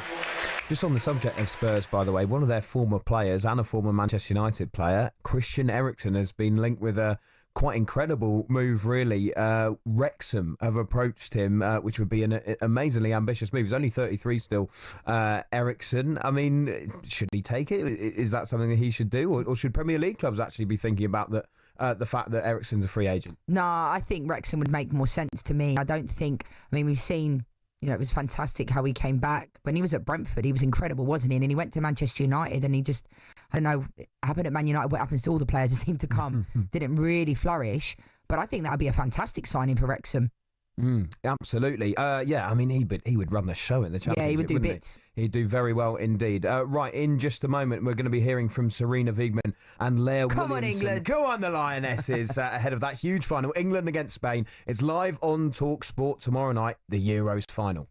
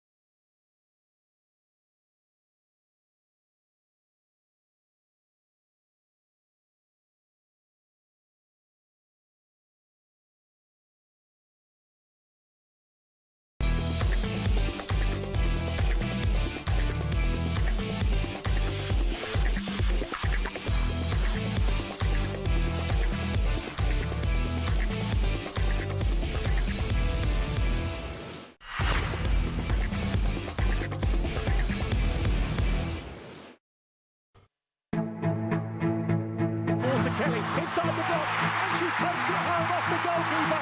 And live for these moments as a little girl, so that little girl today enjoyed every moment of that. Now time for another summer of unforgettable moments. This is a new moment, and before every tournament you experience different things. And Jiman! 2-2! That's what we feel when we put the shirt on. It's that we give everything, we run ourselves into the ground. Holmberg, it's over! England are in the semi-final. No, we don't make it easy, but we definitely put on a show for everyone watching. Kelly, save! Kelly there again, it's in! England 2, Italy 1. This is just extraordinary. Tanner, oh, she scored! Berger beaten at her near post. And Tanner finds a way. I think England, I'd actually prefer to go up against Spain than I would Germany. But it's the world champion Spain, who are one game away from European glory. But England's Lionesses will have something to say about that. They will indeed. The Lionesses in the Euros final tomorrow. All the build-up from 4 o'clock on talkSPORT. Kick-off at 5. And Lianne and I will be at Box Park Wembley. You excited about the show with me or the Lionesses? Both. I love going to Box Park Wembley and doing games. We do games from there. It's such a great atmosphere and it's just brilliant, isn't it? Yeah, and they're going to bring it home. I just know it. Just before we get into that, and we hear from Serena Wiegmann, it's full-time in the pre-season game between Luton and Spurs. Ian Abrahams. Luton 0, Spurs 0. So Luton 5 days out from their kick-off of the season, live on talkSPORT 2. Get a well-earned draw. They were the better side and had the better chances across the game, really. Ali twice in the second half. Really good efforts from Naki Wells and a first-half header from Makosa over the top. He also cleared off the line from Matthias Tell. Pretty much Spurs' only chance. Tottenham fly off to the Far East tomorrow to continue their preparations under Thomas Frank. They were certainly below par here today. In front of just over 10,000 at the Kenny, it ended Luton 0, Spurs 0. Great work, Moose. Right, ahead of tomorrow's final between England and Spain, with the Lionesses looking to retain the Euros, boss Serena Wiegmann caught up with talkSPORT's Courtney Sweetman-Kirk and discussed the preparation going into the game. Serena, I have to ask you, I wasn't going to open this question, but when you walked past us initially, you made a bit of a beeline for the pitch to walk on the pitch. Is that a bit of a superstition or just wishing you could get your boots back on and play in these big occasions? Yeah, the last one. Then I think, I would like to play here too. Now, I always have a look at the pitch and we always have the conversation about how high should the grass be and the ball needs to be rolling. And so then I make a prediction, is it 22 or 23 millimeters? I think it's about 24. And then I bring that back to the technical stuff and we have a conversation. How we're going to try and ask for the height of the grass. Amazing. I'm learning something new. I love that. In terms of you and your experience, another major tournament final, I just wondered if there's anything that you've changed as you've gone through these processes, or actually is the success in the consistency? No, you always learn. What we're trying to do, of course, is that's for every game, and so also for this game, trying to be the best prepared and trying to get the players in the best possible position that they can go out there and play. And what we always do is try to figure out together with there's a team behind the team, like the scouts and the performance team that we're so well prepared. We know exactly what the opponent does, and then we make a game plan, and then we're trying to get that as clear as possible to the group and get them the best prepared. And we have experienced now so many games that I think we're in a good position. I think just firstly, Lianne, with Serena Wiegmann, it's that little conversation about the grass with Courtney Sweetman-Kirk. We're a day out from the final and she's relaxed. She's making a few jokes about the length of the grass. And do you think that calm head has helped the Lionesses a lot, even in the build-up to this tournament as well, which, let's be honest, was bumpy with, Mary Earps retiring and Fran Kirby retiring and, Millie Bright saying that she had burnout and was having to miss the tournament. That calm head from Serena Wiegmann, how important do you think that's been? Oh, incredible. I mean, top person. I always say it time and time again, I love Serena Wiegmann. I wish she was my manager and coach when I was there. I think it's interesting because I say about her laying down the foundations, right? Because a lot of coaches and managers can hoot and holler on the sideline. But I think Serena Wiegmann, the way that they work in training, the way that they do their meetings, she sets the players up and lets them be free and have to have that freedom and flexibility. She's open and honest in her communication. I'll let it be known, like, you can tell she's looked a bit stunned at times. She even said it, like, I thought we were going out 3 times during the tournament, so I think at times you can tell she's looking a little bit startled, a little bit stunned. Has she been lucky in this tournament, or has she got decisions right? Both. I think it's a combination of both. I mean, let's be honest, bringing on Michelle Adjumang in the 86th minute with 4 minutes to go, that was so late. But then she looks like a tactical genius, which I think she is. But I think you make your own luck in football, genuinely. But we have got away with quite a bit. But similarly, Germany were better than Spain, and Spain and England are in the final. I thought Italy were fantastic in this tournament. So I do believe that, like, England can do it. I've said Spain were always my favourite. My head and my heart are telling me two different things, but judging by Spain's two previous performances against Germany and Switzerland, we're there. They're there for the taking. Michelle Adjumang's not going to start. Not that I have any inside information, but that's just what my head is telling me. I think Beth Mead will start, but I want Chloe Kelly to start. I love Beth. She's top girl, top person, but I think, what can Chloe Kelly do? Yeah, she deserves that start. Exactly, yeah. She must have been, almost tearing her hair out at times. Let's hear from the captain, Leah Williamson, who's also caught up with Courtney, and she's highlighted the challenge of facing Spain. They're the best at what they do on the ball, the way they possess the ball, how dangerous they can be, and the individual sort of talent that they have. So I suppose we can expect that. We'll be ready for little tweaks and differences, but I think for us we have to be disciplined, we have to be comfortable without it, the ball being and just we have to be us and play the way that we know that we're good enough to do. So hopefully that'll all come together tomorrow. And on the pitch it could be amazing achievement, but just going back to what you said about what you stand for as players as well, what could this achieve again back home for girls and women's sport? I think I'm struggling to remember much about 2022 being in the same situation, but we spoke about it being the beginning of just a new world, and a new world for women's sport, not just women's football, and I think this is a continuation of that. Obviously I wasn't in Australia, but the girls reaching that final, it is an achievement. It is a consistency now that hopefully those younger generations, they're watching us and they know that this place is for them. And I think credit to Switzerland for the way that they've hosted the tournament and the change that's even happened in their country, and you hope it spreads Europe wide. And lastly, for the fans in the stadium and everyone at home, what is your message to them? My message is thank you for the support. I hope you've enjoyed it. I know there's a few crazy moments along the way, but I hope you've enjoyed it, and all we can ever promise is to do our absolute best, and it's been enough before. We hope it's enough tomorrow, so stay with us and hopefully it'll be a good day. Yeah, we've enjoyed it. It's been hectic, Claire, but we have enjoyed it for sure. And Lianne, I just wanted to pick up on that point Courtney made about the way that a Euros win once again, would be so big for the growth of the game as well in England. Yeah, I mean, it's continued to grow since 3 years ago, since they won.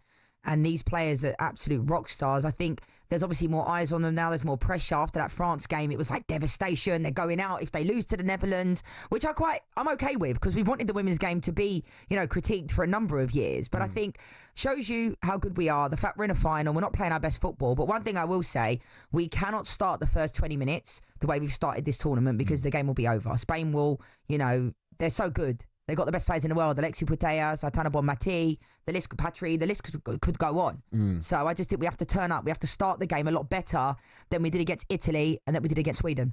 Let's quickly check in on the cricket at Old Trafford. England against India. Guy Swindles is watching for talkSPORT. Rahul is closing in on a 50 to join his skipper Shubman Gill. He's just played a lovely shot, guiding a ball from Jofra Archer through the vacant point area for 4. He has now moved on to 46. Shubman Gill is 58, and India going nicely now. They're 108 for 2. The 108 put on by these two after they lost 2 very early wickets without actually adding to their score. So they're now just 207 runs behind, and more importantly to them, they've got another 20 overs after this one to survive tonight, and then they've got tomorrow to get through with rain forecast. They could still salvage a draw. India 104 for 2, 207 behind. Guy, thanks very much indeed. Lianne, thanks very much indeed. Nice one, Ollie. What a weekend you've got, Oasis. I'm going to see you tomorrow at Box Park, ahead of the Lionesses as well. Which song are you looking forward to the most? Live Forever, Champagne Supernova. How's it go? Nah, not singing. You're not mugging me like that, Ollie. You better keep your voice a bit for tomorrow. I know, I was thinking that. I do lose my voice when I'm at a concert because I can't sing to save my life. I'm karaoke queen, but I'm looking forward to it. Right, well, I hope you have some of it left to cheer on the Lionesses as well tomorrow. Lianne, thanks very much indeed. That game, of course, England against Spain. The Women's Euros final is live on talkSPORT. Kick-off at 5 o'clock. Adrian Durham will have all the build-up from 4, and your commentary team will be Joe Shannon and the former England striker Tash Dowie. Don't go anywhere. Up next here on talkSPORT, it's Kick-Off with Max Scott and Rory Jennings.